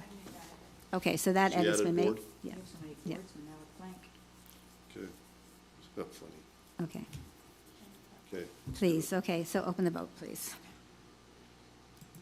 Council Commander loses You his really vote. opened a kettle of fish tonight. Okay, He's got a vote. So when you get home before the Leafs played their third game. They're still on the second one now, but they play Wednesday, Thursday. Okay, we gotta still be here. Done. okay. I gave you what you want. Vote's still open, we're just waiting.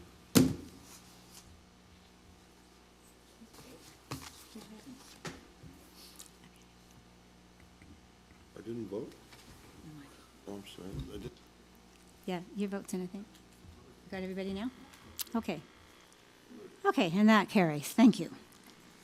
Good, healthy debate. It's always good. Okay, so I thought that we were doing that as amended. Did that not come through? We moved the amendment. But it wasn't as amended. Okay, so one more vote, folks.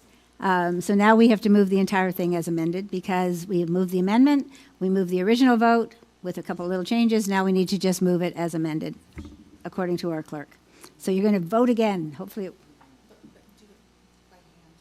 Just by hand? Okay, so all in favor of the resolution as amended, we need a mover? Mover. As amended. As amended. Counselor Chichok. Counselor Rayner, would you like to do that again, please? And this time, Madam Clerk says we need to move again, as amended. So we're, for the third time, all in favor? Okay. And that carries. All right. And that takes us to confidential matters. Counselor Bradrick. please. Moved by myself that the next portion of this meeting be closed to the public to consider the following pursuant to Section 239, Bracket 2 of the Municipal Act 2001.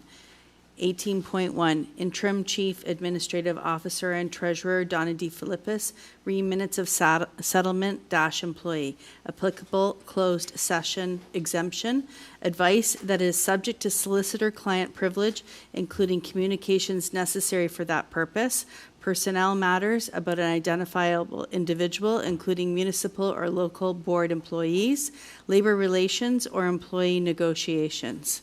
18.2, Interim Chief Administrative Officer and Treasurer Donna D. Philippus, performance review, status update, verbal update.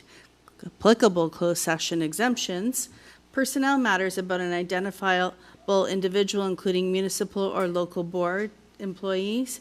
18.1, Interim Chief Administrative Officer and Treasurer Donna D. Philippus, minutes of settlement dash employee. This is a repeat, isn't it? Yeah. Interim Chief Administrative Officer and Treasurer Donna D. Philippus, performance review / status update, verbal update. Okay, so I think that's where I'll pick back up after the meeting, but we need to vote to go sorry. into closed session. That's fine. Thank you. Could've Yeah, stopped. someone to second going into close. Councillor Chichok, thank you.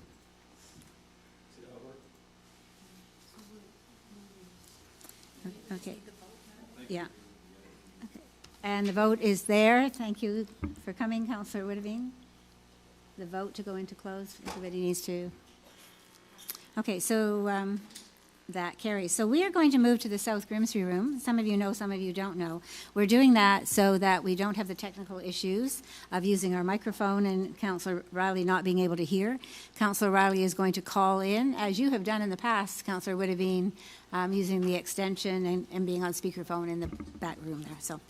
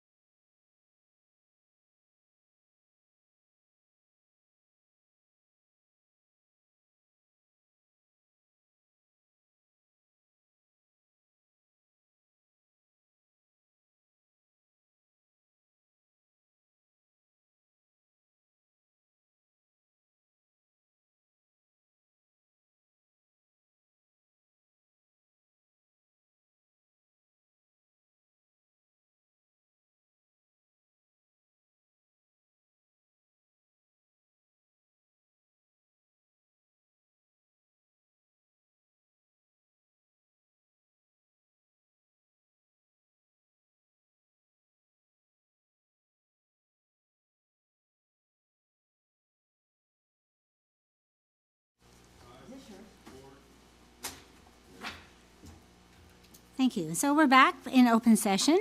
During closed session, direction was given to the township legal solicitor regarding item 18.1. Item 18.2 was received for information purposes regarding this item, and so there is no further update on that. So our bylaws, Councillor Chichok, you have this evening. That's item number 19.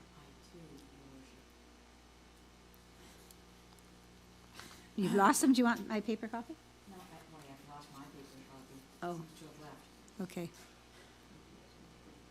But I think that it was really saying, yeah, you've got it, you can pass it over. Moved by myself that leave be granted to introduce bylaws number 2024-21, 2024-22. Yep. Okay, I'll start over. That leave be, moved by myself, that leave be granted to introduce bylaws 2024-21, 2024-22, 2024-23, 2024-24, 2024-25, 2024-26, 2024-27, and 2024-28, that the mayor and clerk be and are hereby authorized to sign such things, and this is where I lost it. Okay, following the numbers that you gave, and that the same shall be considered to have been read a first, second, and third time with one reading, and are hereby adopted. And two, that the mayor and clerk, any rule of this council to the contrary notwithstanding. It didn't come up fully on your... It did not, but thank you for helping me out there, and I Okay. so move. And someone to second that? Okay, Councillor Trombetta, thank you.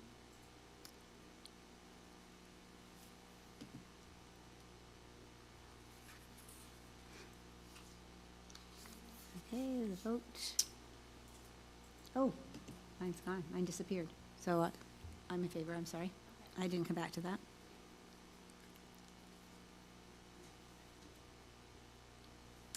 Okay.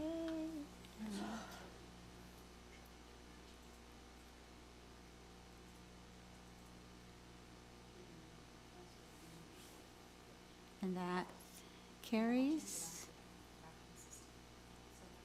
It carries? Good. Okay.